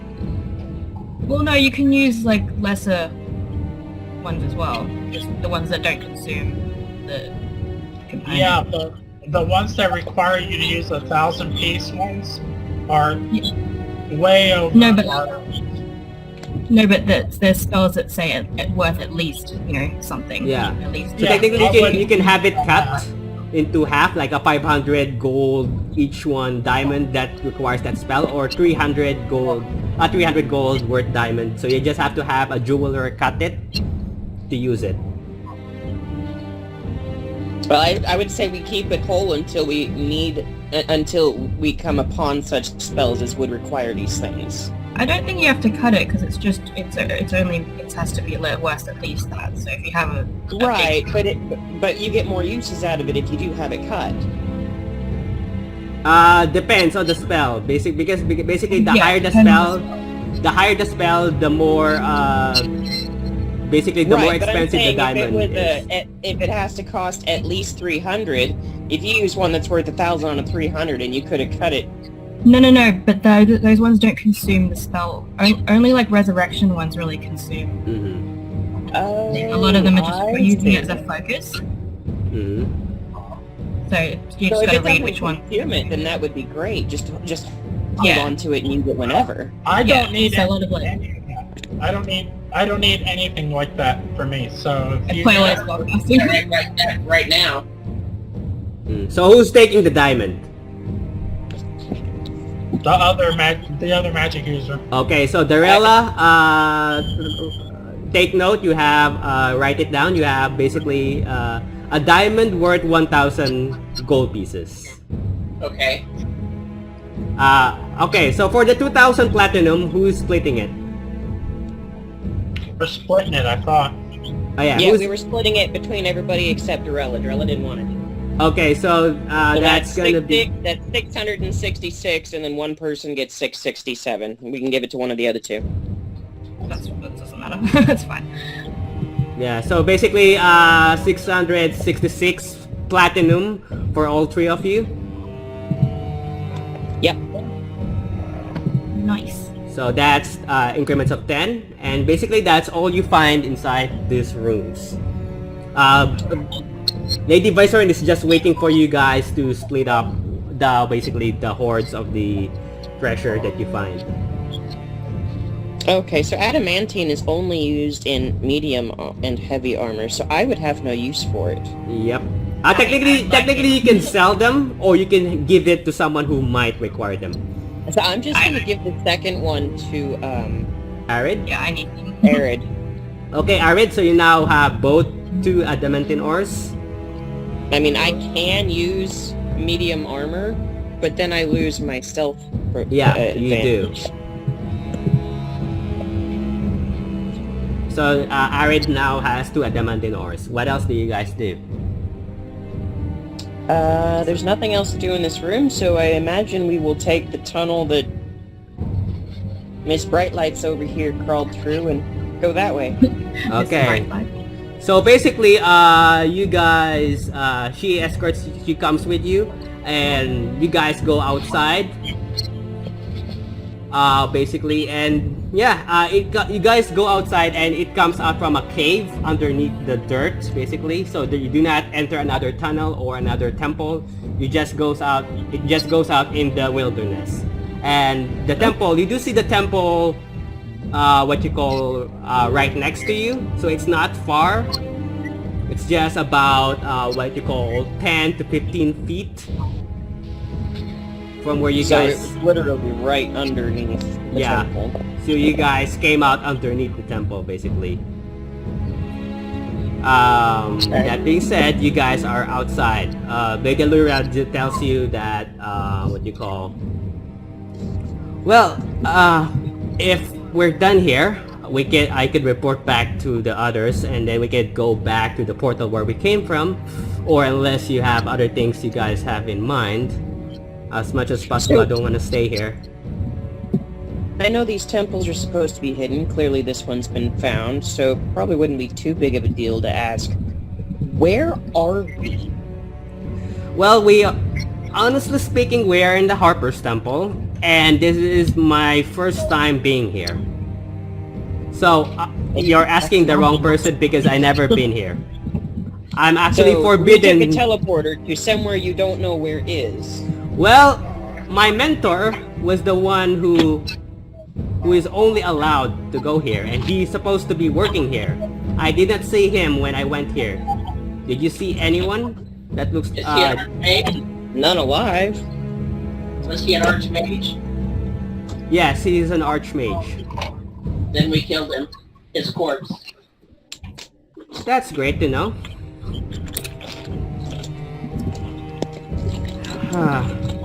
Well, that explains... Also, we burned his body so they couldn't reanimate him again. Good to know. That would probably be for the best. I wouldn't want him to turn back, you know, again to another walking corpse. Well, and we did disturb some ritual. well, if that was the case, then that's good, I guess. And we also recovered 7 amulets from the Harpers. Please give them to me. I'll make sure that they're at least respectably buried. And it would be best not to keep them, because if we're being hunted and those people hunting us find out that you have them, they might assume that you're members as well. Okay, So do you give it to her? I do. Okay, she takes it. Well, should we leave or... I don't see any reason to stay. Me either.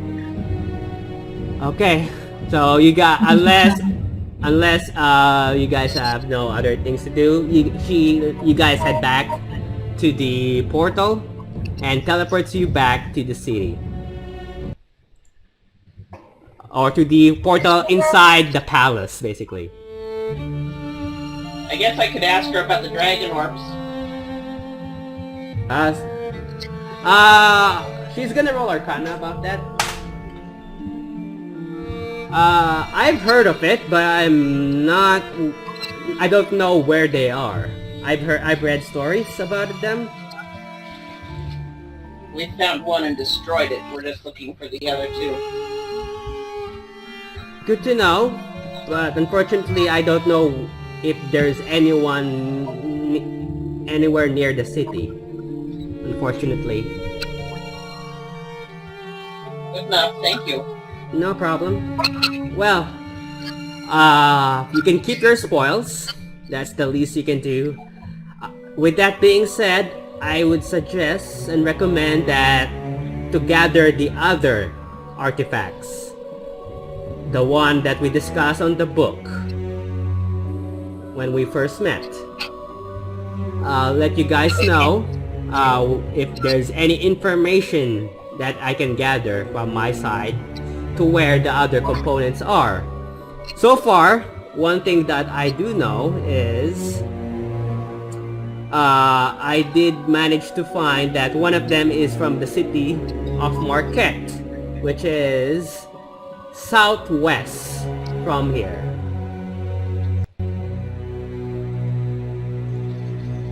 One of the artifacts is there, and that is the ring, basically. Then we shall head Do there you next. know who has possession of this ring? I do not. According to legends from basically it's gonna roll history. Basically, according to what I've gathered, it used to belong to an emperor about several hundred years ago. So chances are it is probably inside his corpse, or he's probably wearing it. Lovely, more undead. Well, you survived the undead in the temple, so chances are maybe you'll do good on this one. The other one, We will be the Orb of Cord is in Vaselheim, which is across the continent from here. It is the closest one, but it belongs to the Temple of Cord. So you may have to talk to their priest or to the one in charge of the temple, the city's temple there, to see if they can give it to you. That's one. You found the heart. At least two of them did. She points at Darella and Vendette. So that's always a good thing. You still have to find 5. I'll let you guys know whatever I find for the rest.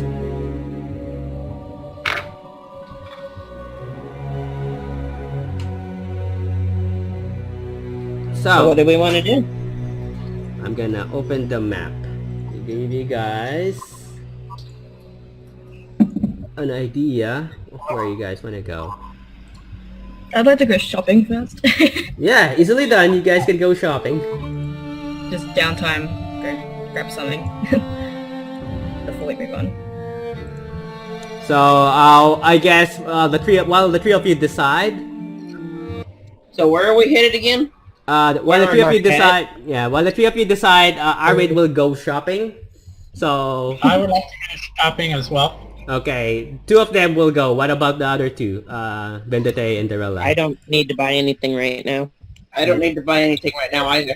Okay, I so do need a long rest, so I think I'm going to go find somewhere to rest. okay, so I would say we basically Lady Not Almira to by mention, Soren will I'm provide you probably rooms. still- I'm probably still a werewolf, so I should probably Oh, no. hide. Oh yeah, you still are. I would say what you call, for the sake of this, Lady Allura Visor will give you a potion that will revert you back to your human self. Surely it's been an hour. No, it has not been. It has not been an hour. It has been more or less half an hour, but not an hour. So I would say she would give you a healing, a potion, not a healing potion, but a potion that will revert you back to your normal self. Good, I'd hate to be scaring all the castle staff. Yeah. She said, probably it's best to drink this before you come out of the city palace to avoid, panic. With that being Does said, it taste as bad as it smells? it tastes herbal, like a herbal tea, but no, it doesn't smell bad, basically. But it Yeah, I does. will take a long rest at Yeah. the same time as Daniel. Okay, so Yeah, so I'm gonna I find a would- room and so while that rest. is doing, I would say Arid and Stolas, you guys head to the shop. What do you guys do? I basically want to try and find Goggles of the Night and have them, installed. So to get dark vision. Sorry, who? Goggles of the Night. I would say you would find a magical shop. They're common, so I just want someone to install them in my in my face. Okay, so I would say you can roll perception.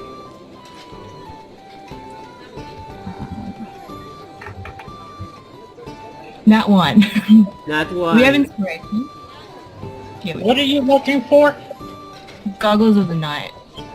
Someone who could Name. probably do that, basically. So, How about sorry, what? 24? 20 24? 24, do you help her? Yes.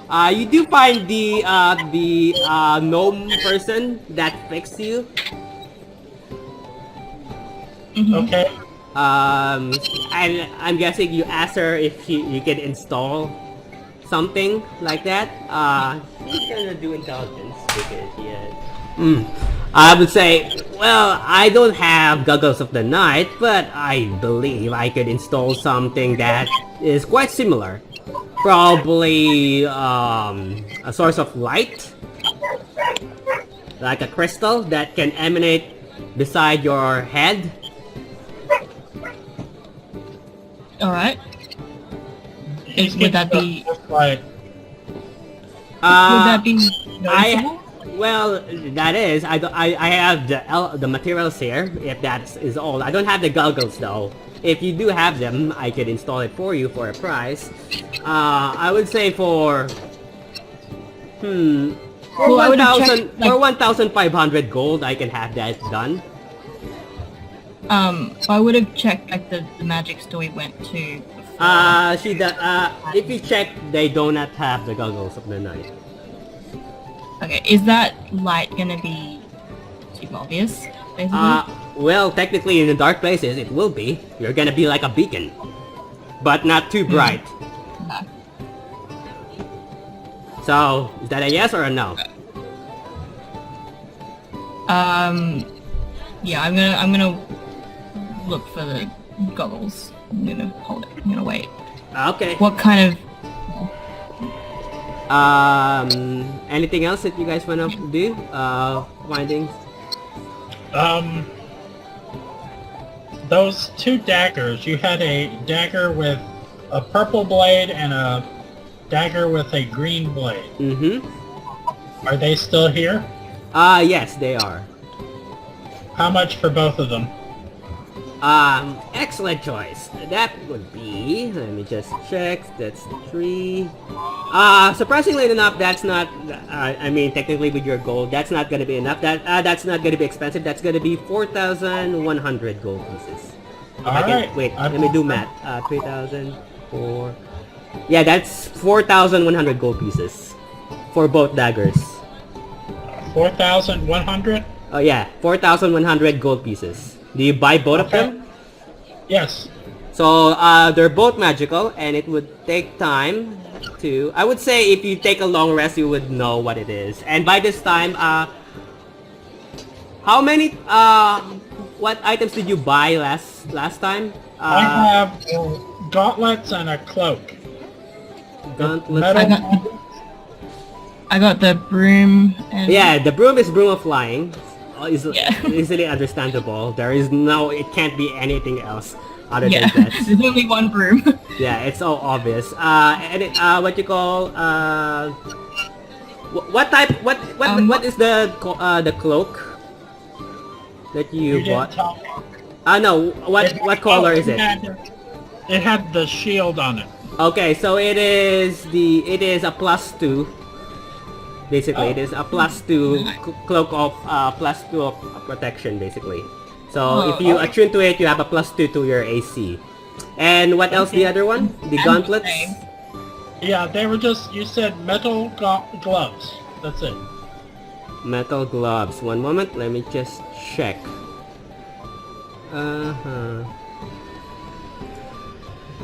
Where is it?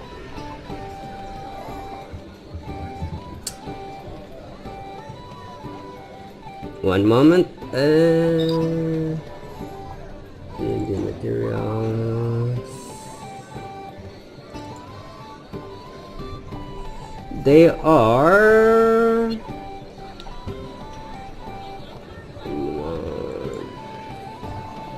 Where is it? Gauntlets.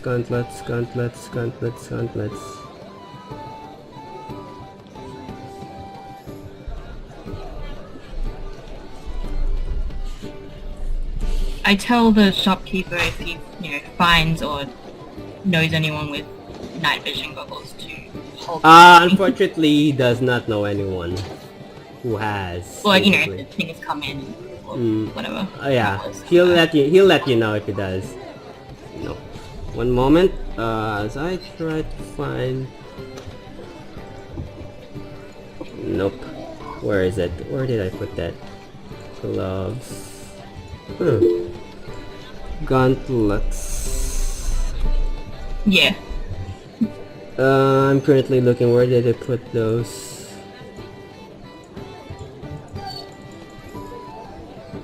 Oh, you bought gauntlets. I don't see them in the sheet. Are you sure you bought gauntlets? Yeah. I don't know where I put them. It's not here. Blade Saturn. Gauntlet of Sentinel. Where is it? One moment. How much did you bought for them? Did you not remember? You do not. Do you remember? I didn't write down how much I spent. Okay, it's okay. I'm gonna look. I think I know what it is now. One moment. You could just search in like the equipment. Yeah, I'm currently. Gauntlets of ogre power, gloves of missile snaring, gloves of An climbing. army. Okay, so it is a gauntlets of unarmed mage. I'm gonna put that. I'm gonna put that. It requires attunement. If you're gonna attune to it, I'm gonna put that in chat at what it does. One moment. Okay, so that's a homebrew item. Yep, that's why I couldn't find it.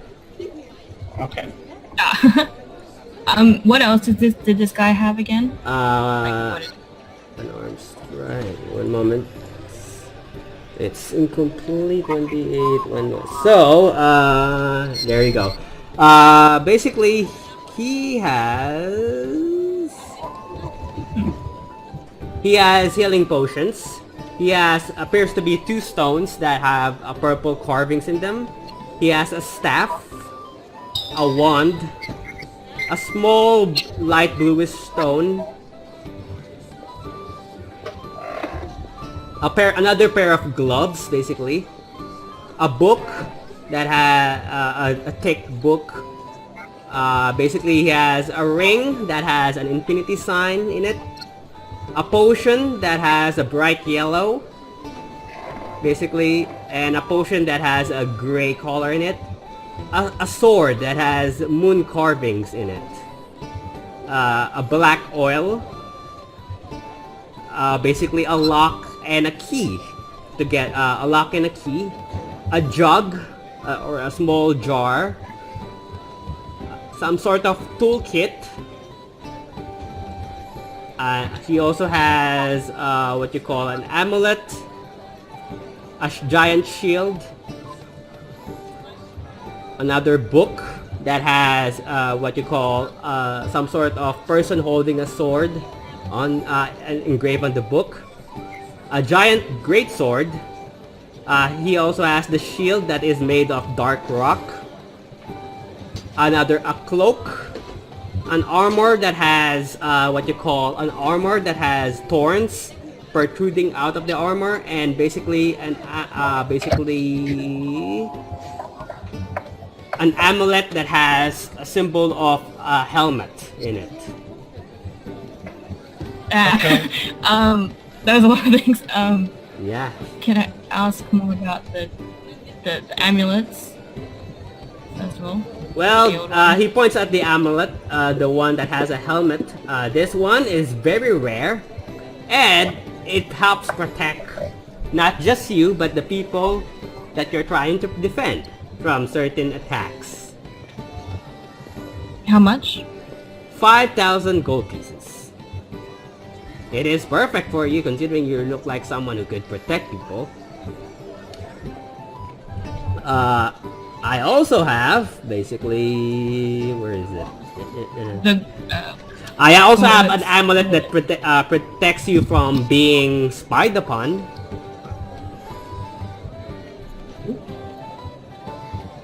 That's only 500 gold pieces if you want that.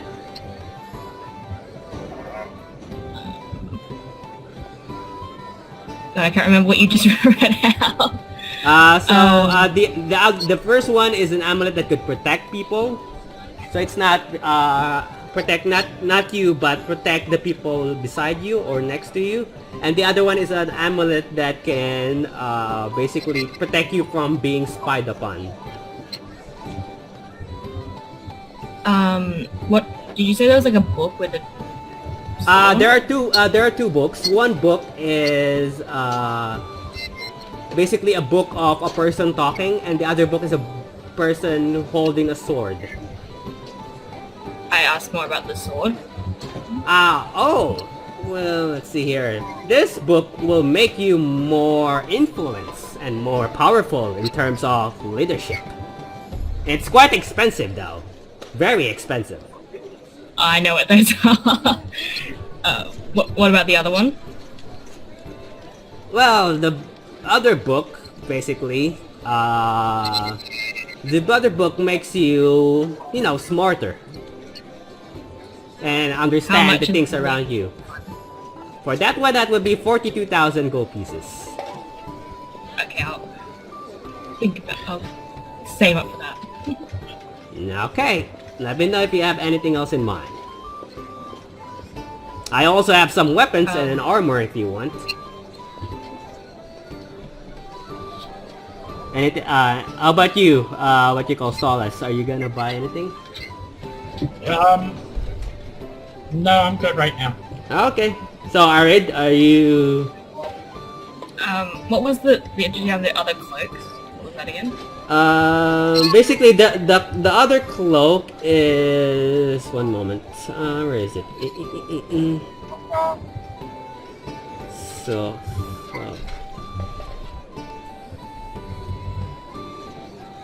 let me find it real quick. So it is a cloak with a bunch of feathers designed, basically. Design in it. Do you ask for that? Yeah, what? You cannot search for them technically on Google, because technically your character would not know what they are. Yeah, I asked that. It prevents you from falling.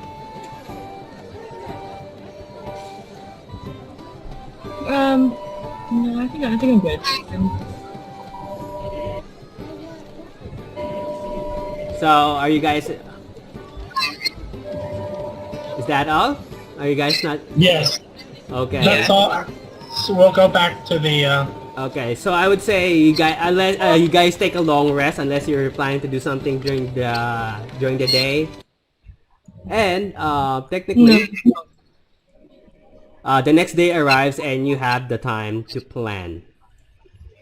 So, yeah, you guys take the benefits of the what you call long rest. You gain your spell slots and your hit points. Recover your hit dice as well. So, what do you guys do? So where are we going? Well, we know where one of the items is. How far away is that place, Marquette? Currently you're in Iman. Right. Market is a southwest, basically. Okay, I see.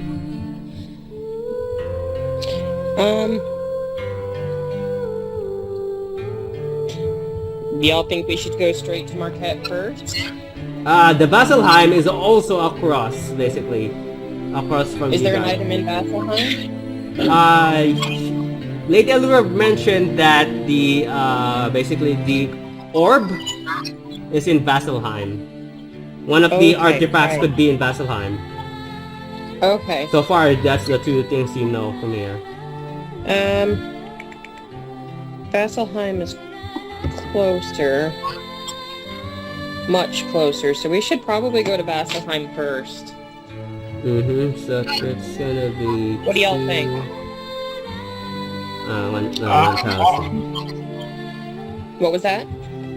We can go whoever's closer. Yeah, that makes sense. We should go where it's closer. Yeah, that would be Vaselheim.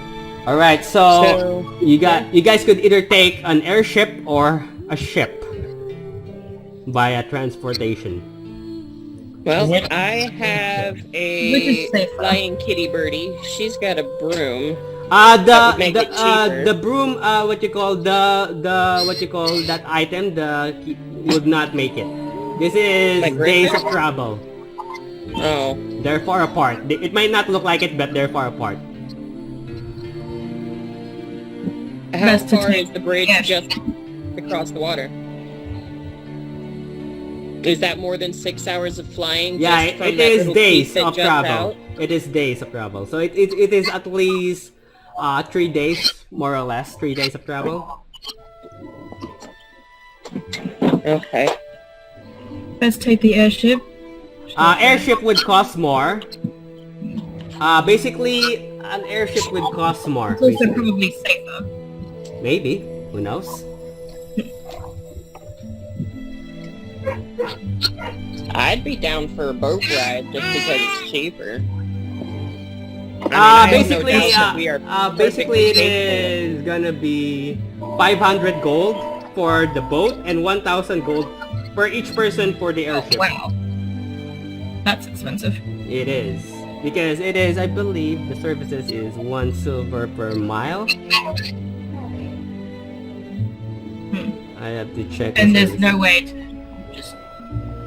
No, not that you know of. Anybody here good at making boats? Ship, it's 1 silver piece per mile. Anybody here know how to build a boat? Nope. No. Ship builders here. I mean, technically you guys have a lot of gold. And platinum.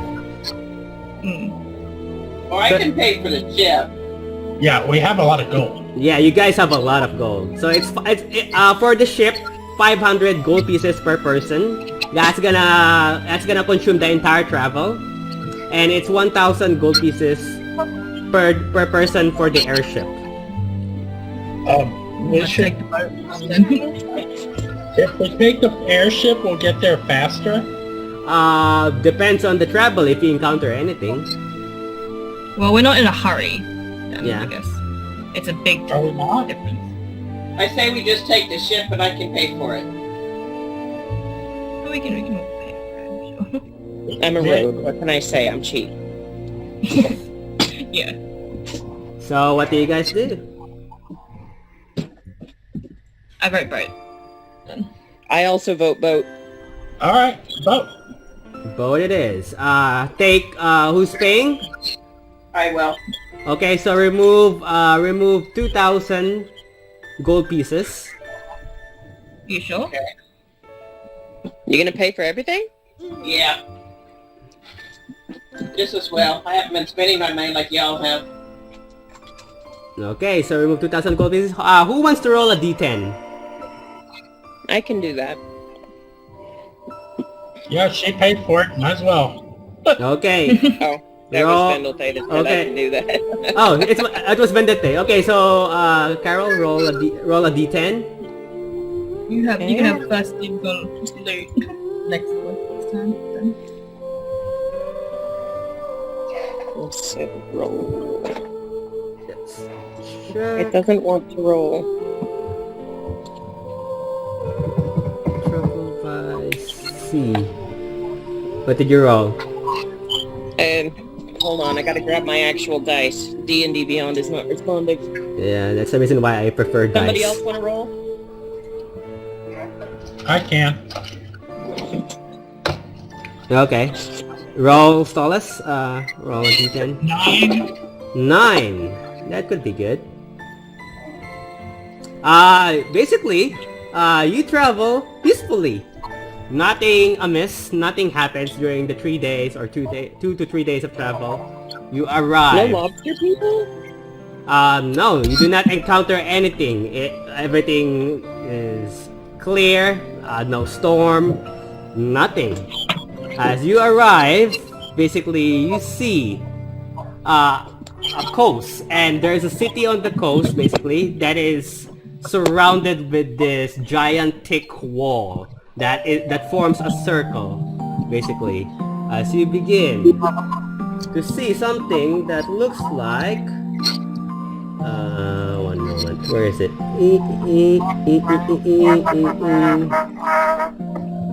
Something that looks like this. You see? Are we just saying that the other two are with us? By the way? Yeah, the other one is, what you call, the other girl is not joining anymore. Because Okay. it's too late. So the other one is still with you.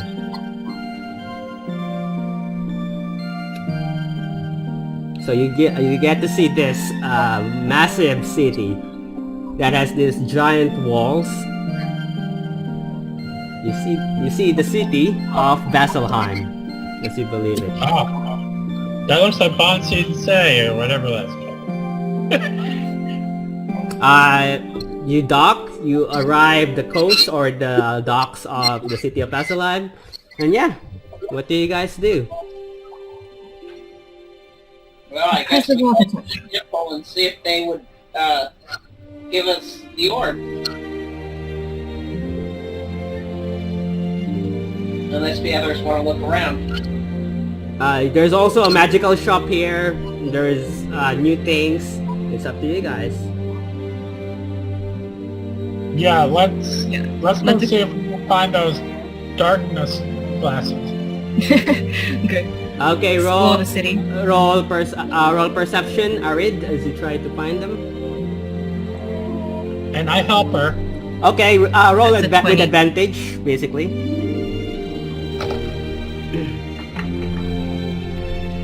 It's a 20. Yeah, you do find one that sells them, basically. With that roll, Yay. you do find one. Basically you have to wear them because he does not know how to basically attach it to you. Yeah, that's fine. I'll do that later. How much is that? That's gonna be, one moment, I'm gonna check the prices. Uncommon. And if no one else wants to shop, maybe we can do that over Messenger, and I just say that Yeah. it up. Easily enough. Basically, if you go back, technically, if you can go to a blacksmith, that can easily be done. For 1,500, for I believe for 2,000 gold pieces, he could attach it to you. One moment. That's So how with the goggles. That's gonna be 500 gold pieces. Okay.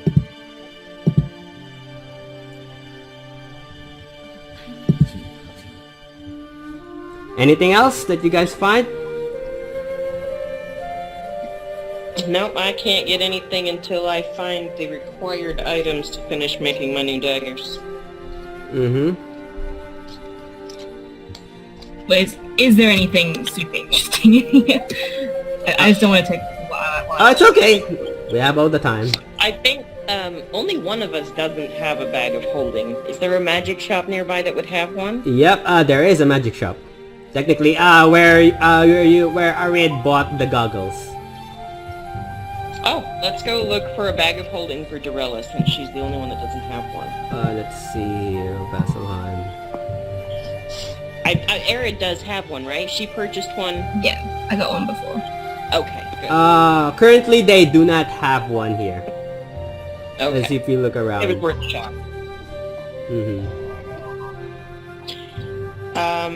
Does this shop have any... Yeah, I guess we might as well see what they have. Yeah. So, one moment as Does the shop have any, potions for, I don't know, putting people to sleep, or poisons, or anything they like do that? not have. They do have a healing potion. They do have 2 giant vials of red with red liquid, and then they have 4 of the regular ones. Okay. Does anybody need healing potions? Because I've already got a lot. They also have 2 of the similar potions that basically they have 2 similar potions. The one that has this bright yellow liquid, and the other one has a gray liquid in it. You also see a potion that that has a giant finger on the liquid that is just floating. I'm good on potion. Can I pull those odd concoctions out of my bag of holding and see if the store owner knows what they are? General nature. Nope, sorry. I don't know what they are. By chance, does he have any scrolls with identify on them? He can identify for you for a price. How much? What level is identify again? 1. For 100 gold pieces, he can definitely do it for each item. Oh. Does he have any spellbooks that would just teach somebody identification? No, he does not have any. That is something that... It was worth a try. Yeah. Do we have any wizards? We don't have any wizards. I have a question. Yes? While we were traveling, did I determine what was the 2 daggers? Oh yeah, the daggers. The first dagger is a dagger of venom. Okay. So I think that's on D&D Beyond. Yep. The other one moment, is a homebrew one, and it is... It is called the Saturn Dagger. The purple one. Okay. I put that in chat. One more. Thank you. No problem. Nice. So the other one is a dagger of venom that adds poison damage, and the other one is this one, Saturn Dagger. It requires attunement. I'm not sure about the dagger of venom, but it requires attunement. But the purple one does require attunement. All right. So does he have any interesting equipment? For the equipment, let me just check. Arid. Yeah. Arid has a long sword, right? Yes. Mm-hmm. Oh, it's a short. I have a short sword. The blade that has the charges on it. I don't remember what it's called. Hold on, I need to check my equipment real quick. I was gonna see if she can use it because it's just sitting in my bag of holding. No, I'll stick with the longsword. Okay. Okay. Technically, they have the same the cape that has a shield insignia in it, as well as the ring. Yes. That has I want a shield. that. The shield cape. Okay. The cape or the ring? The cape. The cape, that is 5,000 gold pieces. Is it the same as the other one? You have to attune to it to find out.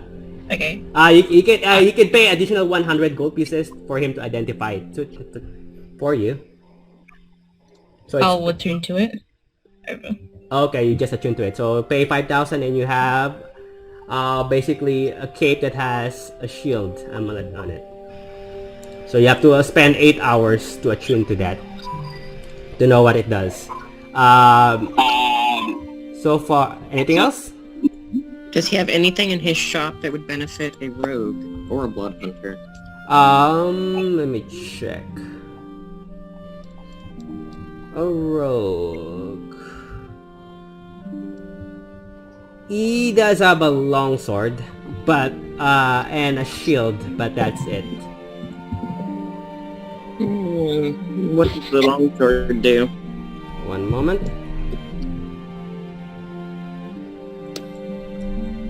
Because I have a +1 longsword. Where is it? Oh, here it is. It only needs a short rest to attune to something, by the way. Oh yeah. Short rest is 1 hour. You need at least 8 hours to attune to an item. Unless, does it say that you can... 4 hours for No, attuning to an item requires a creature to spend a short rest with it. Oh, okay. It does say that. I didn't know that, sorry. If it says that, then yeah, you can technically... Actually, if that's the case, then if you take a short rest, while the people are buying their things, it is a +2 cape to your AC. So it requires attunement, and it's a... Cloak of protection, right? +2, yeah. It's a cloak of protection +2. So, one moment as I check the longsword. The longsword... this longsword basically provides a bit of light if you use it. It requires light? It provides light when you use it. Oh, it provides light. Yeah, I don't want to have a beacon for a sword. And there's also a shield. Oh, that's on the shield. Do they have staffs? Sorry? Do they have staffs? Do they have what? Staffs. Staffs. They do have a staff. Yes. I thought you said stabs. Yeah, I was thinking also stabs, basically, from what I heard. like swords? So, they do have a staff that has a blue gem in it. Okay. And, yeah, they have 2 staffs, basically. One Because the only moment. reason I'm like carrying a staff is it's kind of a booster for my magic. Yeah, they would say they would have the perfect staff for you. One moment as I check it. So, there's actually... there are 2. One is a quarter staff and one is like a wand that has a gem. Okay. And they both will just boost the magic. So, what are you buying? The bigger one or the smaller one? Do they require attunement? Technically, one moment. The other one does. The other one does not. Okay, I'll take the one that doesn't need attunement. So, you have a quarter staff +1, and that's gonna be... One moment. Quarter staff +1 is... That's gonna be 300 gold pieces. And how much is the other one? The other one is 500. And it needs to be attuned. Yeah, I'll go ahead and take the 500 gold piece one. Okay, so it is a wonderful war mage +1. So that's 500 gold pieces. Okay. It basically, if you spend an hour or a short rest, technically you attune to it. It adds +1 to attack if you cast a spell, and +1 to damage on that spell. Okay. So it's a wand of the war mage +1. Okay. So basically, it just adds +1 to attack when you roll attack with the spell, and +1 to damage.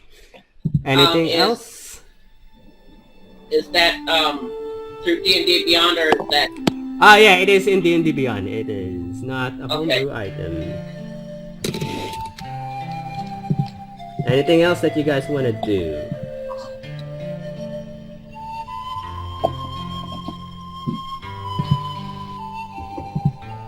I'm good.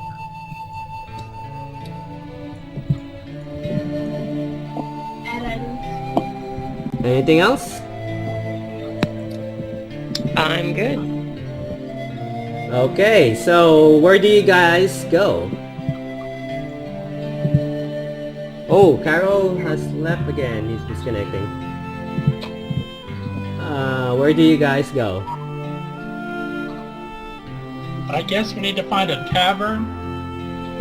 Or Okay, a convent. easily enough you find a tavern. That is not a hard job. Do you guys stay for the tavern? Currently, it is, by the time you reach, it is midday. It is 1 p.m.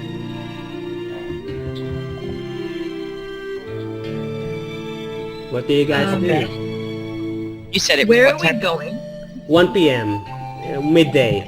I think eventually we will go see the Harper. Mm-hmm. Is there a job board anywhere nearby? There is none. There is a job board, but most of them are labors.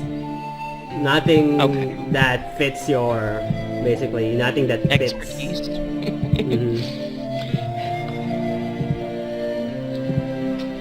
Where are we going? Is it like a temple or... Yeah, Lady Allura did mention that you need to approach a temple. Okay.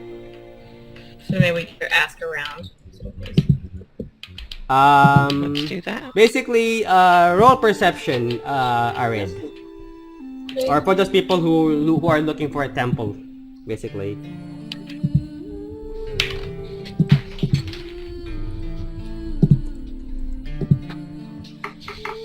So 24. 23. Oh, you do see a temple. You don't even need to ask one, as you do see what appears to be a temple. It's a giant, massive temple. That has a dome and a statue in front of it, basically. wow. And I'm gonna show you. And one moment. What the temple looks like.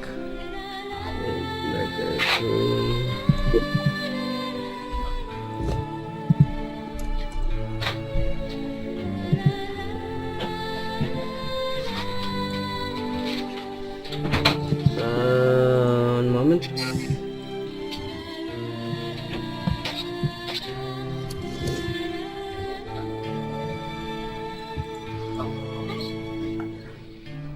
So, the temple looks like this.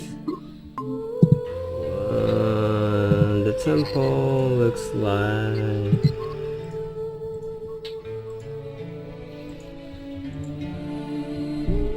this. Let me know if you see it. We see Yep. it. Very obvious. It has a gold. Yeah, it is very obvious. Fancy. You see here that the people here are monks.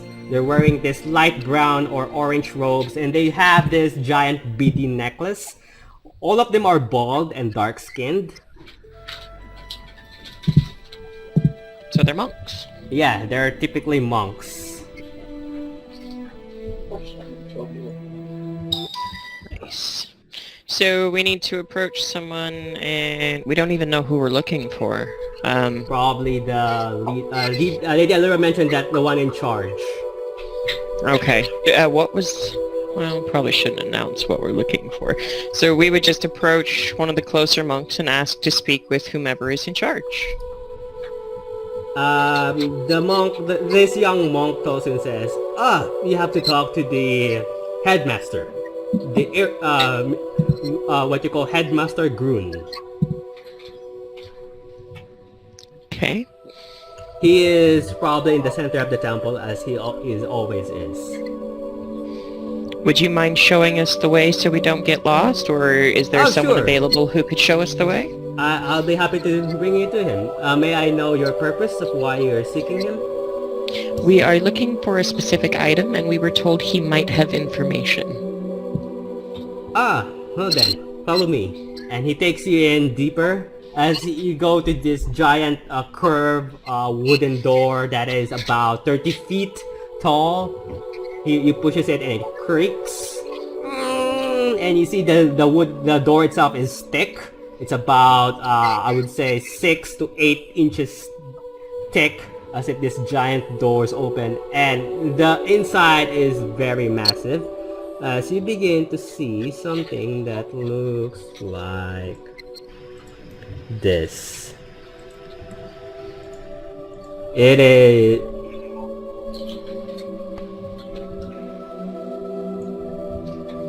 Nice. Even more fancy. As you enter it, most of the people here are monks. There are a bunch of statues of what you believe to be different gods on the pillars of each stones. The floor itself is made of this smooth sandstone. There are giant windows that you see from the ceiling that the light is passing through. It is completely quiet, basically. You do not hear any sound other than people praying. As he leads you in the center, basically a dome, a giant circular dome, and you see what you call about 2 feet. This circular chamber has a 2 feet indentation that goes below the ground, deep, and that pit is made of sand, like some sort of sumo pit, basically, sumo battle pit. If you know. So it's like a little Zen garden. Yeah, basically, but it's round. And technically there's a set of stairs that you can go down, and what you call sitting in the middle is probably a monk, but unlike the typical monks that you see here that are a little bit skinny, this one is a bit shorter, but is completely buff. He is bare naked. He doesn't have anything other than a loincloth or an orange pants, basically. He's wearing this giant ball beady necklace, and he looks So this monk could beat you up. He looks like someone that looks like this guy. And then where is it?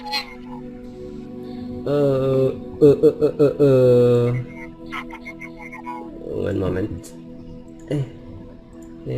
Image. He looks like this.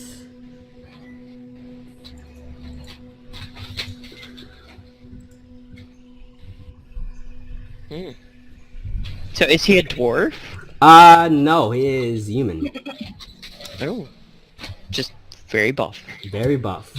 He has a white hair, basically, that goes all the way of the back of his neck. He has a beard, and he has this beady necklace. He's not wearing anything other than orange pants, basically.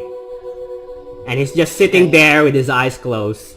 The monk that leads you inside points to that person and says, "That's him." Is he meditating? Is he gonna get upset if we interrupt him? Well, he probably know you're in here, so that he already knows that someone wants to talk to him. Well, good Okay. luck. He turns around Thank and you. he walks away. He bows and then turns around and walks away. So who wants to be the spokesperson and go introduce us?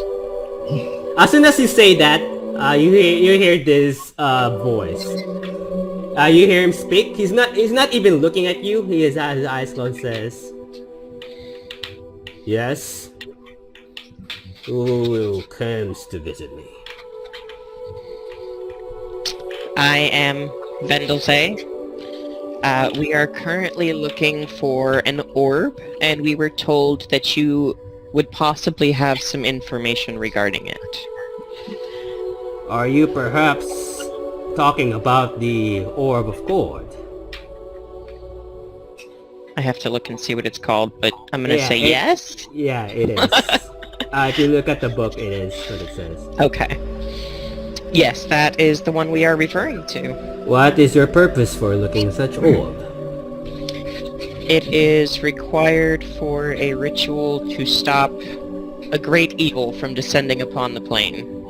That Our orb plane of is existence. that orb is a very powerful relic in this temple. It is not something to be given to just anyone who wants it. And I can definitely understand that. Anybody else want to pitch in here? Do we have Yeah. those amulets? Like, we come on behalf of Lady. I do have one, but I'm not usually prone to Do you flashing it around. mention Lady Allura Visorin? Yes, Yeah. we will mention Lady Allura. Lady Allura Visorin is the one who told us that she would have information regarding this orb. Okay, I have a proposition for all of you. We're listening. If one of you beats me in combat, you can take the orb. If you fail, you leave. Okay. Should probably be me. And that person has to beat me in hand-to-hand combat. That no weapons. would probably be me. That's not me then. Is any of us a monk? I don't think so. No.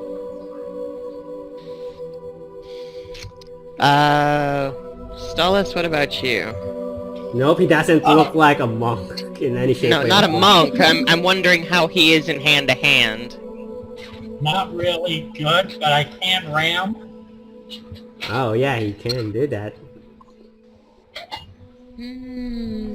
I would suggest this to choose your best fighter because I am the headmaster of this temple. And I do not go easy. See, my hand-to-hand isn't good unless I'm in hybrid transformation, in which case it's claws, so, I'll allow that. If you want to, as long as you do not use any weapons. We do not allow weapons in here. well, What about...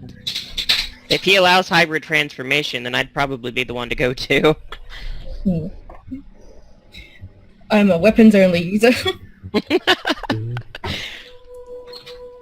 I'm a spellcaster. Alright, that makes me the brute, so... So, if you have choose your fighter, you can step down. And he points you to the stairs, the wooden slab stairs that goes all the way down to the, basically all the way down to the pit. I would suggest strip off your weapons. Okay. And he begins to stand up. He is a lot taller than you, basically. He is about, I would say, 6.5 feet, more or less. 6 to 6.5 feet. So he's not a whole lot taller Yeah, than he's not a I lot. am. Yeah, he's not that tall. But he is human. I and ask he's not if I short. can aid. May I aid Sorry? our fighter? I ask if I can aid our fighter. I think that this is a one-on-one, no Yes. outside You have to interventions. prove to yourself to me that you earn the orb.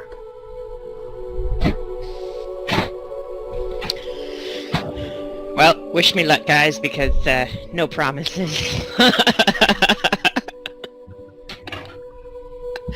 She stands up.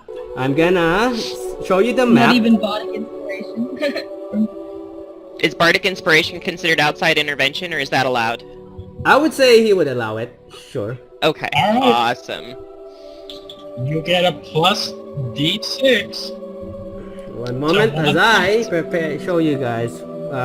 Currently this is only Vendette because she's facing this. Give me a Nice. sec.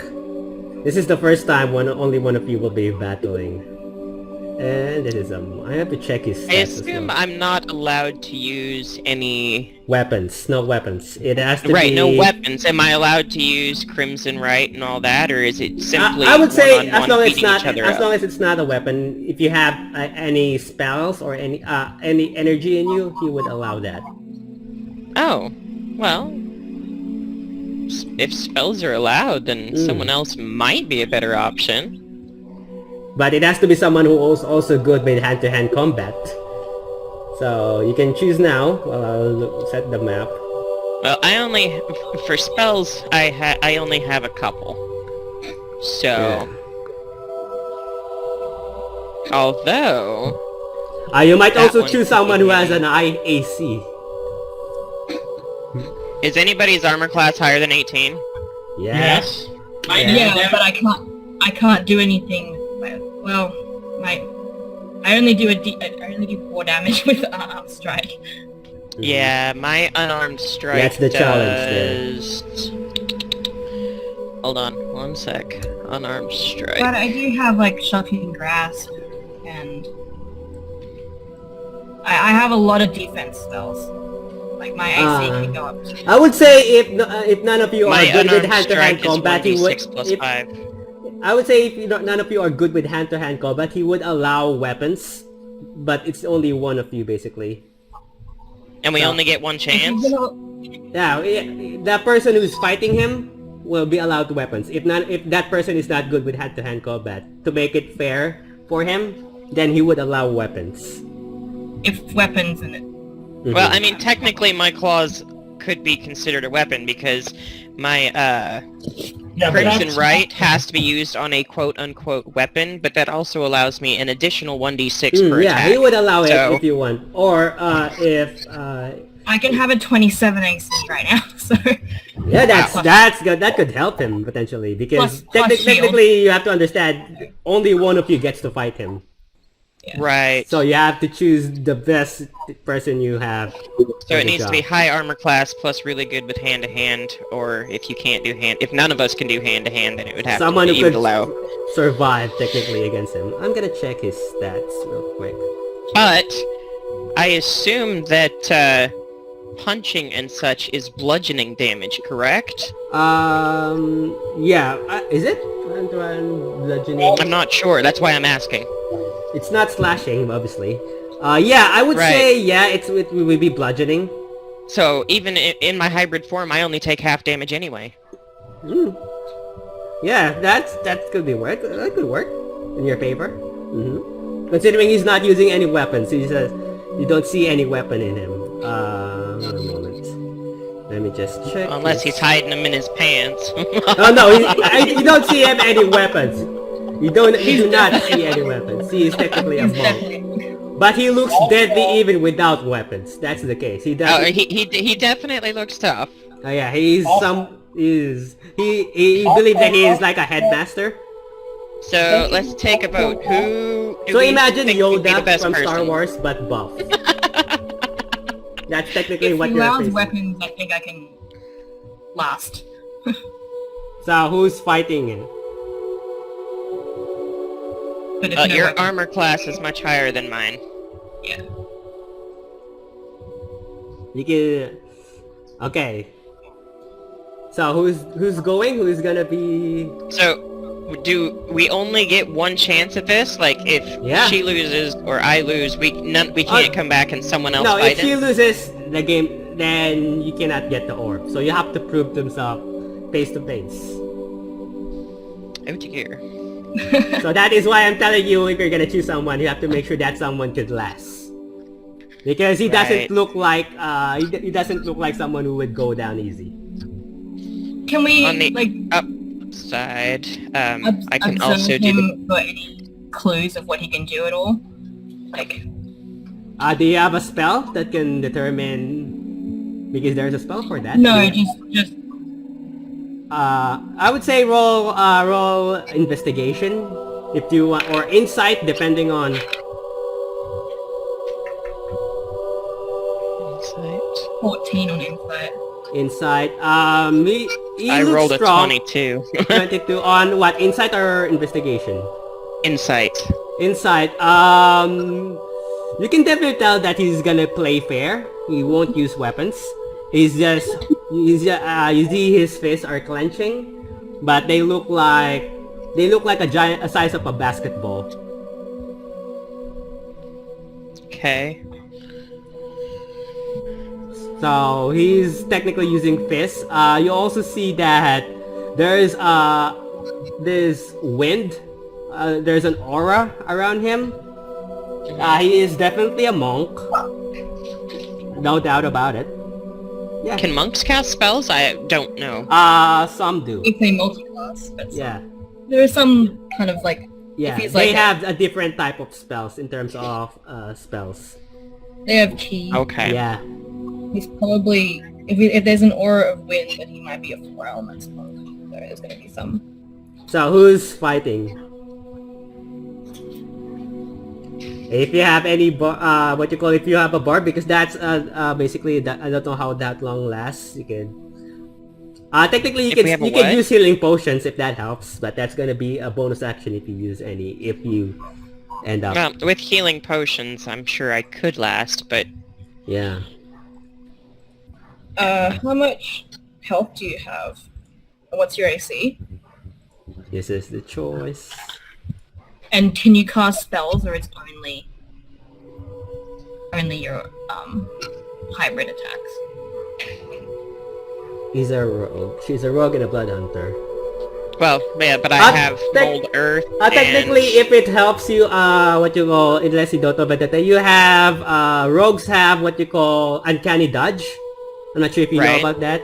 Basically, you can use that if the damage is too high. You can I believe you can use that per long rest once.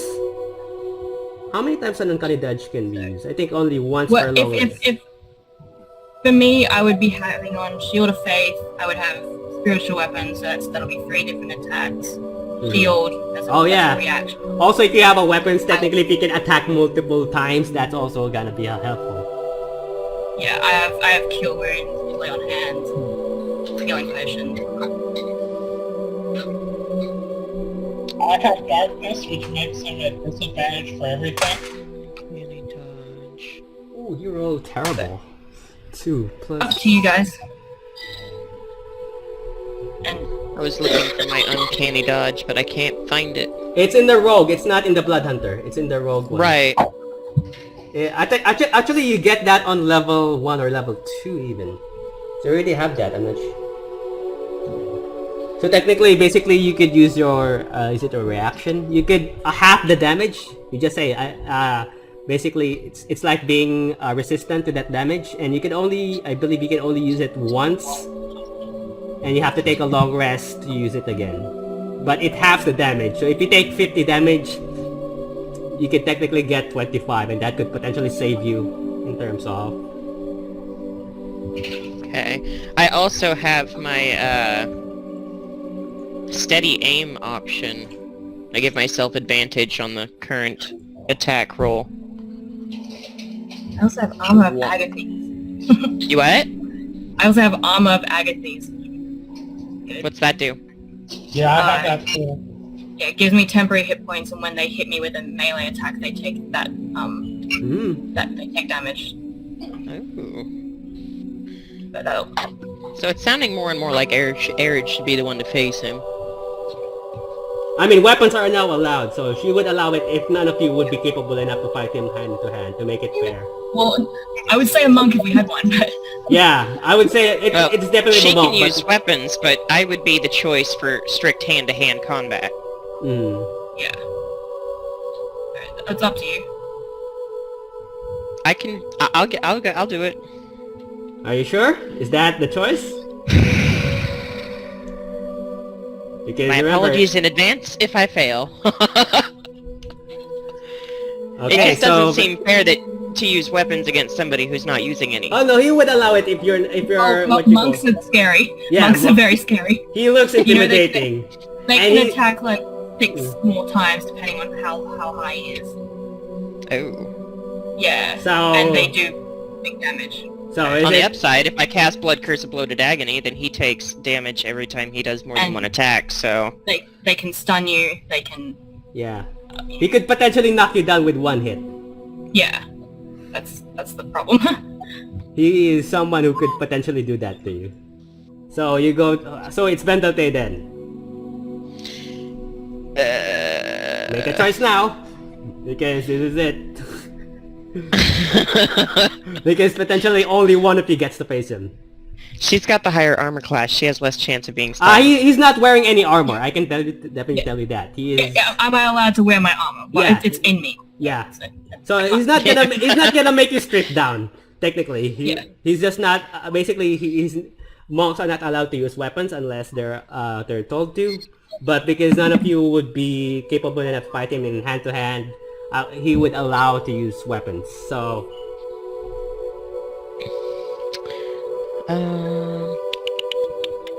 So This could potentially go very long or very quick, depending on how this gotta go. do you want to go, Arid? I'll give it a go. Okay. Because you only get one chance. Right, that's why I'm like, well, I We get- would, we get but we it. can't come You back only and get do one it again. chance, so take Ah. this too. Now would be the best time to look at your stats and see how that goes. Because my armor class is only 18, whereas I have health of 93. Again, Yeah, that'll go down fast.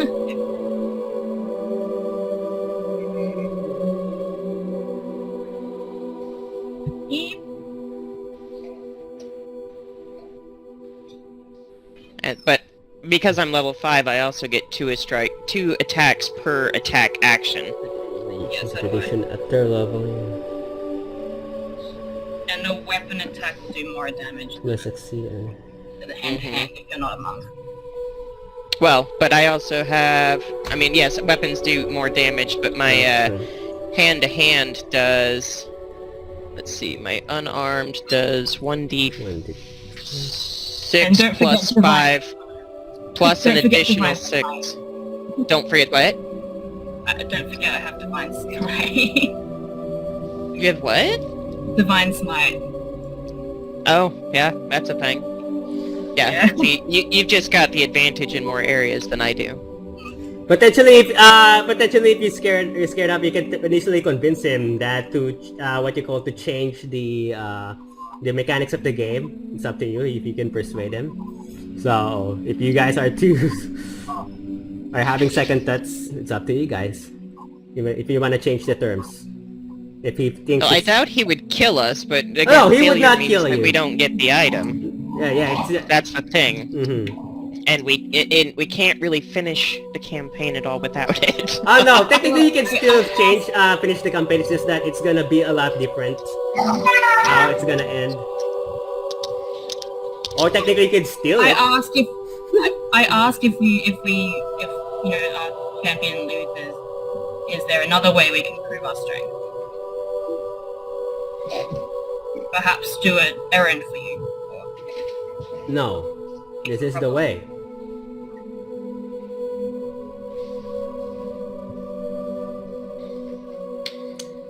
What you call roll persuasion, Arid.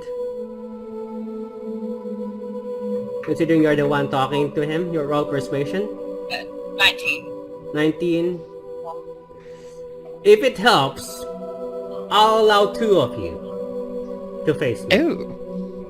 Okay, Yeah, and both of us. that's as much as I'm going to allow. So, Okay, Arid and I both. Now he's screwed. Unless he's a level 20 monk, then Maybe. Then we have problems. we have problems. Alright. So, both of us then? Yeah. Because, yeah, don't want to fail. Okay, so I would say because of that, I'm just gonna vote Arid. So he gestures you to calm down. Both Arid and Vendelte. I'm gonna show you guys where you guys are. As you go down this, what you call dome, basically. Let me know if you see Okay. it. Yep. Mm-hmm. Alright, so with that being said, Dude looks like he ran Davy Jones' ship in a past life. one moment. That would be the perfect. If you have things to prepare now would be the time to prepare it and plan ahead. I will also. Am I allowed to make my transformation before it starts, so it Yeah, doesn't sure. require an He'll action? allow it. If anything that for for pre-preparation, he will allow it. Okay. Yeah. So I'm going I to would use my like- hybrid transformation.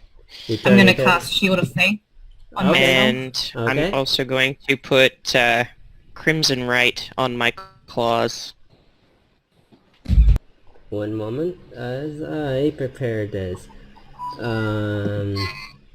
But I have to take 1d6 damage. After for this, that. we might end it here, depending on how this goes. One moment. Where is it? 2 damage.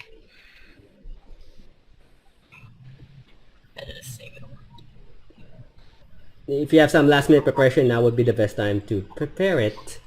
Basically. Yeah. And then I think I'll each of you bonus will action. already have inspiration. So it's a plus D6. To who? Both of you. Oh, awesome. Plus 1d6. So you could use that once, right? They could use that once. They add Yes. D6 on their rolls. So you can Yes. save it, or you can use it. Alright. Yeah. So with that And being then- said, okay. What is it? What else? You guys do? I can I give it to you did again. my hybrid transformation. I did Crimson Right. And that's it. Yeah. Anything else? Any last preparations? I took 2 damage for the Crimson Right, though. Okay. Anything else? I can cast Dragon Breath on her. Okay, That might be helpful. I'll allow you to do that. You can cast that. Sure. Okay.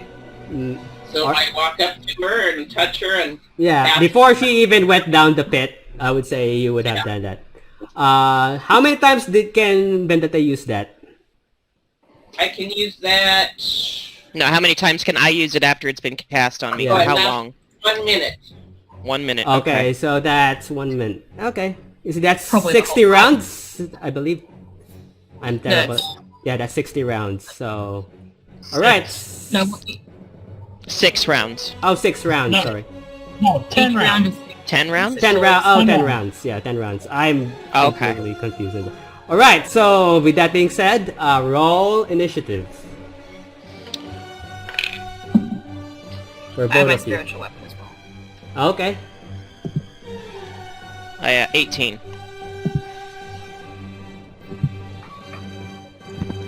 11. 18 and 11. Okay, surprisingly he did terrible. So, he goes last. Vendette, your turn. As he's just standing there. I was Alright. sure he was going for. Nope. How I roll a far- 2 on him. Does the fire breath reach? A cone of 15 feet. Yeah, it would reach him. 5, 10. Alright, I mean, you can walk to him and get close.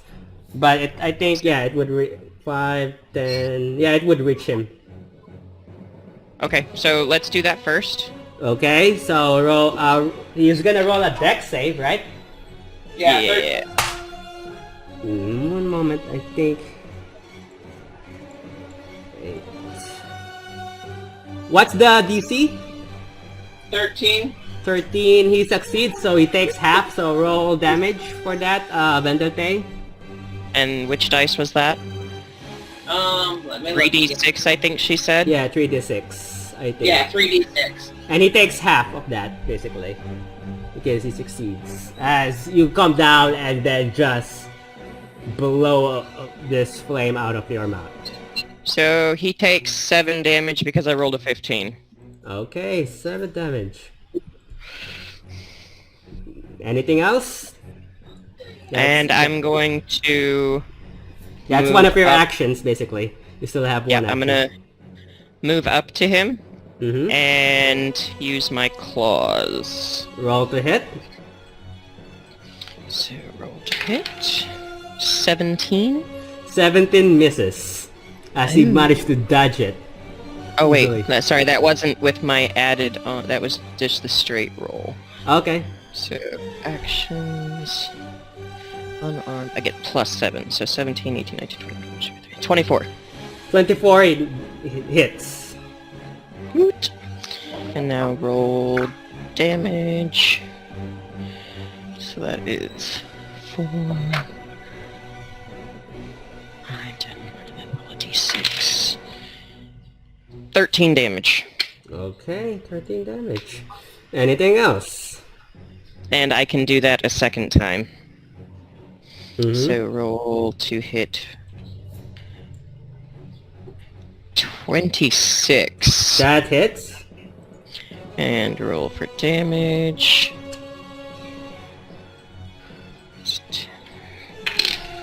Surprisingly, you're doing a good job, Saturn. 14. 14, okay. Anything else? That is all I can currently do. Alright, Arid, your turn. No, I'm gonna disengage and step back. I think you already used your bonus action. Which Right, is but the I'm a break. rogue. Oh yeah, because... Wait, technically you only get one bonus action. Isn't disengage an innate thing for a rogue? I don't need a bonus action for that? Or do I? Because... Disengage is a bonus action. Yeah, Okay, and you never mind. use the 5 breath as a bonus action. Oh no, you Okay. no, technically you could... Oh no, never mind. Actually, you still have your bonus action, so yeah, you can disengage. Sorry, because you can use it as an action. The Dragon Breath is an action, and you have the Claws as another action. Yeah. So technically, Okay, you so can, I will disengage and step back. how far? Sorry, I get confused. Back to where I was. Okay.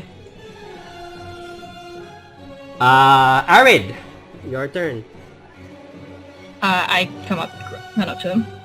Mm-hmm. Does Okay. it 21 hit? 21 misses. Okay. I use Channel Divinity so that to add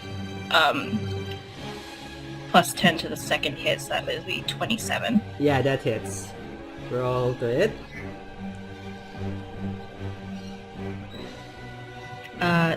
9 damage on that, Okay. and then 24 from the spiritual weapon, so that hits. Okay. Roll to hit. And 10 damage Okay. from that. And I would like to also Divine Smite with the weapon attack that hit. Okay. So I'm gonna... You guys are just going all in and out. And he appears to Oh, be yeah. not flinching, basically, as he just Yeah. absorbing it left and right. I'm gonna do...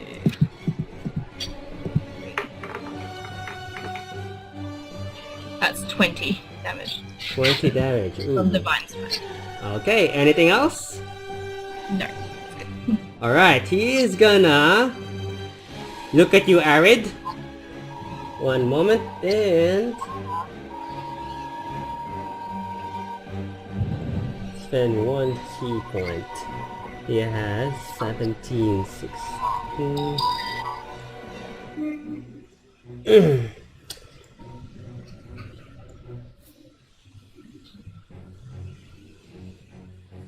Okay.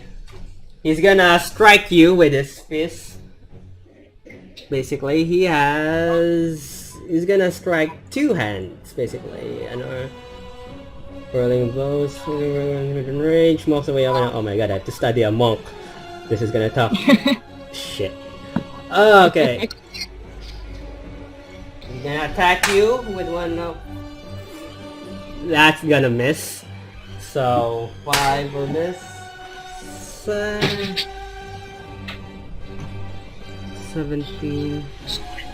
That does 18, 19, 20, 21, 22, 23. Does a 24 hit you? My AC is 27 right now. Oh, nice. You Yeah. managed to avoid it. Luckily for you, he was gonna use a very I deadly just can't skill. get finished. Okay, so you will not. Okay, so technically you avoid that. Okay, good start. He is gonna be moving away from Arid, and because he has an ability as a monk, you do not take opportunity attacks on him. Yeah. 5, 10, 15. Alright, Deldete, you're next. Okay, so I am going to cast Blood Curse of Bloated Agony.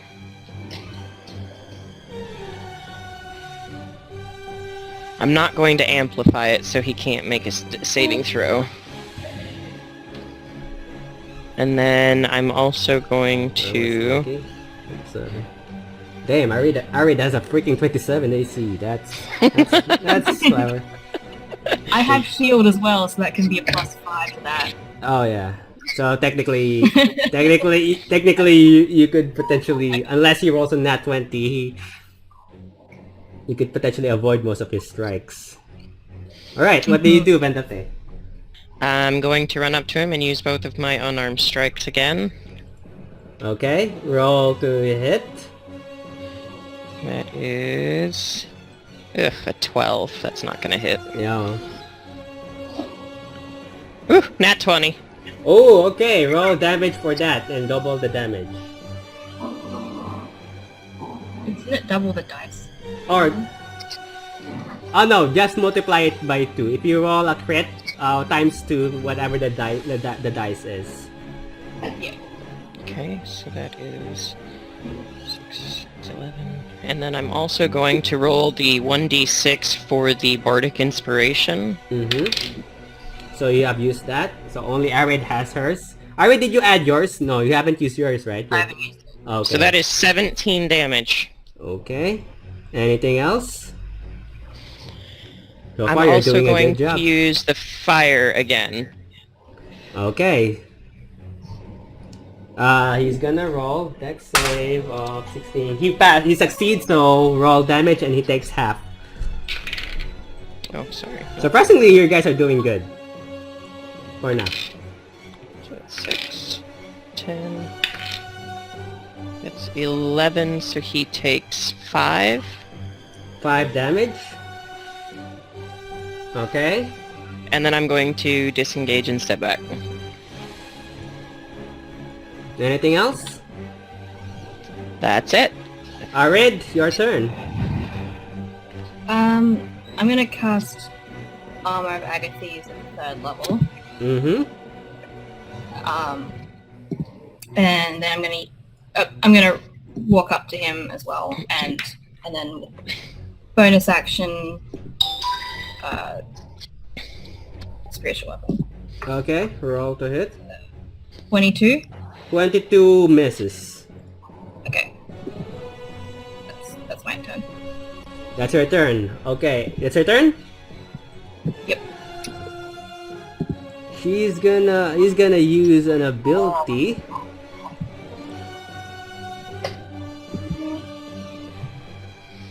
He's gonna use Whirlwind of Blows. First thing he's gonna attack one hand with Vendote. 18 plus 7, I think 22, 25 hits you. That's a 25 hit. Yep. Okay, let's see how this is gonna end. But I can use Cunning Dodge, right? Uh-huh.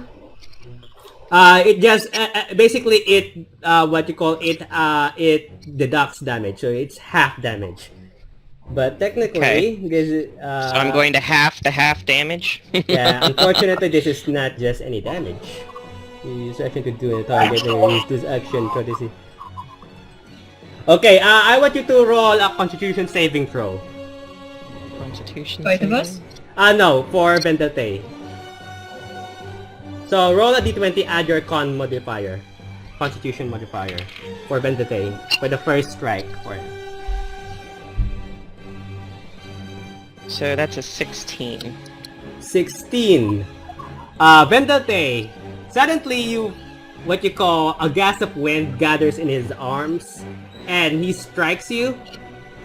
Suddenly everything becomes dark. As you lose unconsciousness. Oh. Arid, you just see what you call this headmaster just strikes him in the chest. And there's like a gust of wind after the strike as if a tornado hits it. And then you just see Vendote falls unconscious. Do I take any damage from that? No, you go, basically it says here, he uses, what is the condition on that? he is a quivering palm. Is it? Yeah, quivering palm. At 17th level, you gain the ability to set a lethal vibration in someone's body. When you hit a creature with an unarmed strike, you can spend 3 key points to start these imperishable vibrations which last for a number of days, equal to the monk level. The vibrations are harmless unless you use your action to end them. To do so, you and the target must be on the same plane of existence. When you use this action... So he has to wait till next Mm. to end them. Basically, he must... I can't wake up until he wakes me up, basically. Oh, basically, yeah. You he have to beat a Constitution saving throw of DC 20. If it fails, it is reduced to 0 hit points. If it succeeds, it takes 10 d10 necrotic damage. As Vendeltane is knocked down. Alright, Arid, it's just you. Well, I'm right next to her, so I cast Cure Wounds. Actually, no, I'll use Lay on Hands. It's fine. Okay, Lay on Hands. So, how many... basically you have to wait for your turn, right? To do that? Yeah, isn't it my turn? Okay, so it's your turn. So yeah, so that's gonna be your action. Yep. Okay, so... Well, that was on me. You said he was going to do a dual armed, and the first arm was on me. Oh yeah, so he's still gonna strike you. Basically, Arid. Okay. So he's gonna roll. Ooh! It's a nat 20. Alright, roll... Constitution saving throw. Arid? I don't think you can use it twice in the same round. It doesn't say he can't. Oh wait, you can under the effects of this way you can choose an order honestly. I'm pretty It sure you does. can only have one person at a time. You can have only one creature under the effect of. Okay, yeah. Technically, thank you for letting me know that. So technically, you just take. I have to DM monks. Yeah. Hey, good thing you remembered it. I did not read that. One moment. You take an arm strike. For a monk, I have to freaking on 1d4 plus 3. One moment. 3, 16. So you take 2. That's gonna be 32. I think 16 plus 16 is 32. I can do math, right? Yeah, 32 damage. What? 32 damage, technically. You take 32 because he rolled a nat 20. And he also takes the 15 cold damage from my armor of agonies. He takes 15? Yeah. Okay. Anything else for that? That's a damage. Okay, so... He is gonna step back after that strike. Is he looking okay still? Yeah. Yeah, he's fine. Yeah. And you have health potions, don't you?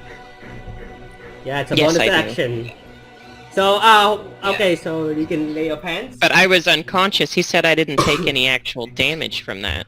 You go No, to you 0 went- hit points. Went to 0. Oh, okay. Automatically, okay. you went 0 hit points. That was his skill. Wow. So He's a monk. I'm Alright, so Arid, it's your turn. can I Lay of hands. Okay, that's your action. So cast Lay of Hands. Remove all spells. Roll for that. How many hit points does she get? no lay on hands is a pool of Oh yeah. points. So I'm gonna give you 5 so you can get back up and Okay, so Vendetta, you currently have 5 hit points. Okay. and bonus action spiritual weapon again, which misses. Okay, anything else? The bonus action does what? Misses. Oh, okay. Yeah, it leads to 23 AC, I think. Anything else, Arid? No, that's still my stuff. Okay, so he's gonna strike you with 2 of his palms, Arid. 18 plus 7. What's your AC? 27, but I can make it. 27. No, currently right now, 27, right? Yeah. 1, 2, 3, 4, 5. No, it misses. The first one misses. And the second one misses, surprisingly. Damn, your AC is gonna save you. Yeah, that AC could be what could be your saving point here. Alright, so both misses. He's gonna step back again. This time, Wait, 1, 10, 15, 20, 25, 30, 35, 40, 45, 50. Your turn. Bentelte. I am going to use a greater health potion. Okay, as a bonus action, and that heals. Greater heal, so you roll 4d4 plus 4, and then add that to your hit points. Okay, so 4. I think that's what it does with greater healing. Yeah, 4d4 plus 4.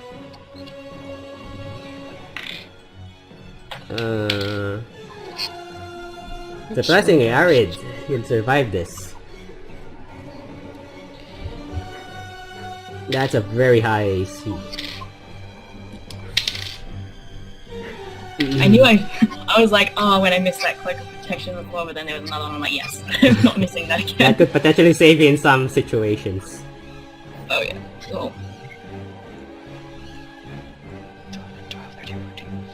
15 more health points. Yay me. Okay, so at 15, that's your bonus action. You still have an action and movement.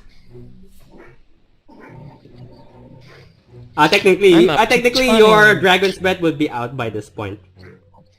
Yep, and because I dropped to 0 hit points, Yeah. I am no longer a werewolf. Okay, so you're now in human form. Yes. So I am going It's to... only been like 3 rounds though. Oh no, this is the 6th round for him because there's 3 of you, and this is like basically the 7th round.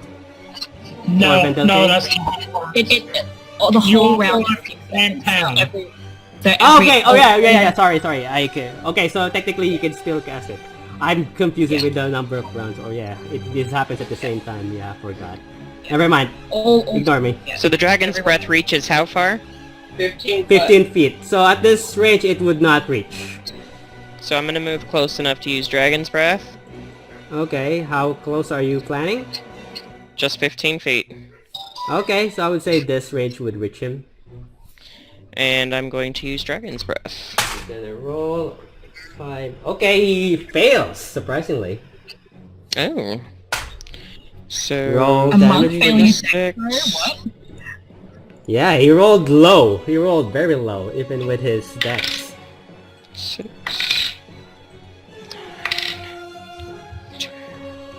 And with the hit... So that's 14 damage. 14 damage. Okay. Can I use my, That's one of your actions. You have another action. Right, but I can... Hold on. 1 sec. There's something here that allows me to give myself advantage. Mm-hmm. Bonus action, steady aim. Uh-huh, yeah. Okay, you it's can bonus also throw action, your I already used daggers, my but you bonus. have to pick him I- up after he falls. Right. So just use the 13... I said... Can you 14. transform again? How many do you have? I can't until after I take a short rest. So 14 damage. I already used my bonus action, so I can't, That was your greater healing. yeah. Anything else? And I'm going to throw a dagger. Oh, okay. Roll to hit.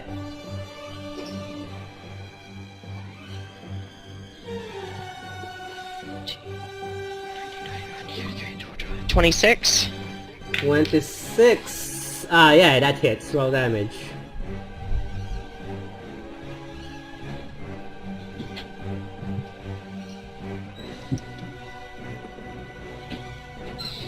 That's 10 damage. Anything else? So the dagger sticks on his leg. He pulls it out, and he even throws it in front of you, so you have your dagger back. Oh, that's nice. So does that mean I can throw it a second time? Yeah, I mean technically you still have an action for it. Do you have an action for it? Well, I can do 2 attacks per action, and I already used my Dragon's Breath and threw a dagger, so no. I wouldn't throw things at him. Monks can deflect. I didn't know that. Mm, they can throw it back at you and take no damage. yeah. So I'm going to step back on the other side of Arid, since she's much healthier than I am at this point. Yeah. Okay, so you step... Down behind her, out of his line of sight. Okay. I'm Anything gonna else? run up to him. Uh-huh. You're gonna... anything else, Vendette? No. Okay, Arid, you're gonna run up to him? Yep. Okay, roll. What do you do? Attacking. Just Just roll. 2 weapon attack. That's... Not 20 and a miss. So What? Not 20 and a miss? yeah. Oh, So what? two What? attacks. Okay, so No. roll for the nat 20. And if you crit, you smite. Okay. So that's 16 damage from the 16 normal hit. Okay. And then I'm gonna use a 3rd level smite. Oh, you're going all in and out. Yeah, I'm gonna.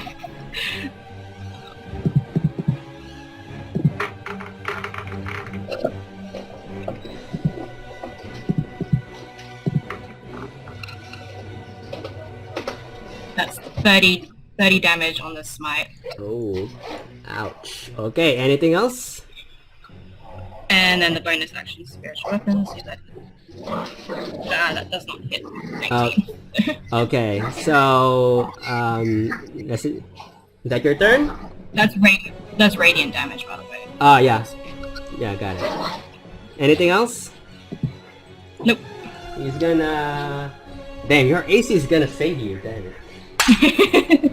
18... Nope, that misses. And that misses. Alright, Vendette, your turn. Alright, so I am going to...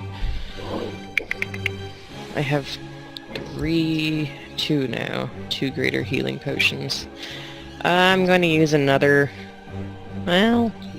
As a bonus action, do you have... Yeah, I'm going to use another healing potion. A Greater regular or healing potion. a greater? You're gonna use Greater. Yeah, so 4d4 plus 4, and add that to your hit points. 15, 16, that's 19. You add 19. Okay. I'm up to 39. Yay me! You wouldn't want me to even if I could use my hybrid transformation again, I wouldn't at this point. Anything under half means I attack whoever's closest. So I'm going to... I'm gonna run up to him and I'm gonna attack him again. Okay. Do you go below or above Arid? Right there's fine. Okay. So now you get I'm- sneak attack. Yes, now I get sneak attack. So... I'm going to use my long sword. I give her another bardic inspiration. Technically, during the battle, no, you cannot interfere. You have to do it before the battle. He allowed That's it. not Oh, what I forgot I had it. Oh no! Vendette already used it. Arid has not. So Arid Yeah, but I can give her another one. during the battle, no, you cannot. He will not allow it. That's He not allowed what it as said. a pre-battle thing, but not Yeah. during. Yeah. He didn't say that. He said we could help. Yeah, he could help before the battle. So last minute preparations. He didn't say before the battle. He did. He did not. He did. Did he? I said. Yeah, you did. Okay, for this sake, I guess. Okay, sure, he'll allow it for another time. Sure, I'll give it to you. Okay. I mean, I'd say 25 to hit. That hits. Okay, and...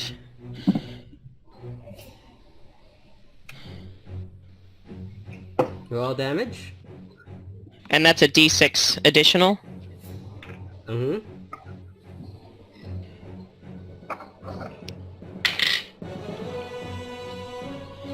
That is 20 damage. 20 damage. Ouch. Okay. Anything else? And then I'm going to... I can't disengage, I already used my bonus action, so I'm just gonna stay here. Oh, That- but I can attack twice with that action, so I'm going to swing again. Okay, roll to swing. Attack.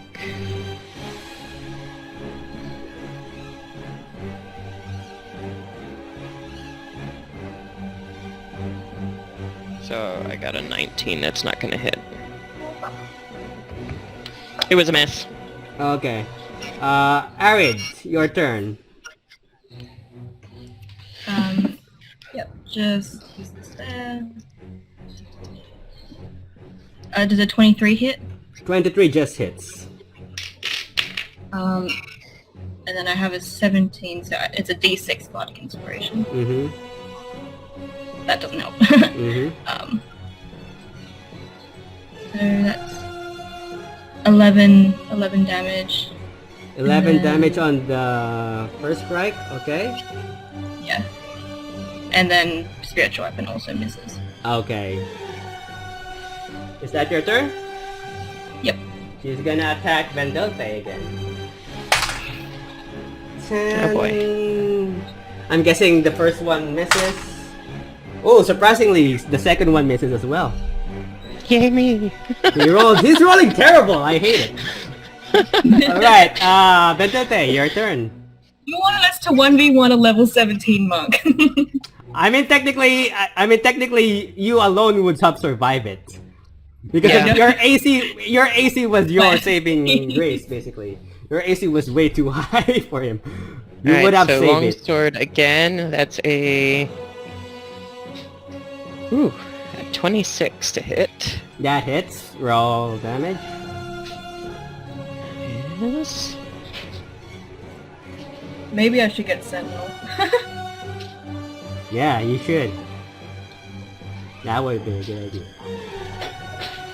And that's 13 damage. 13. And then before my second attack, I Okay. am I forgot. I can recast Crimson Right on my sword. Mm-hmm. So roll that 2 damage for me. And then I'm going to roll damage for my second hit. Must still be in the cheek.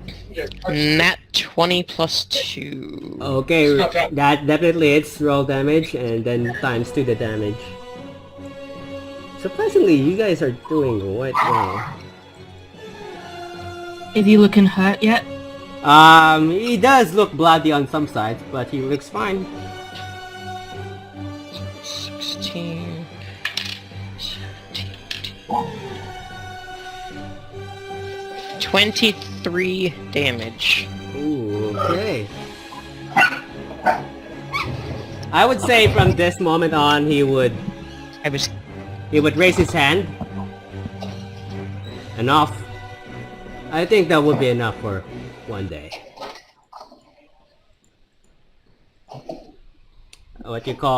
He just dusts himself off. Wipes the blood on his cheek. Says, well done. I'm guessing at least you guys know how to face yourself. I would not be built for anything else. I see. You were quite hard to hit. Well then, if that's the case, then truly you have proven yourselves, and I shall give you the orb. We appreciate it. I'm going to go limp away now and tend to my wounds.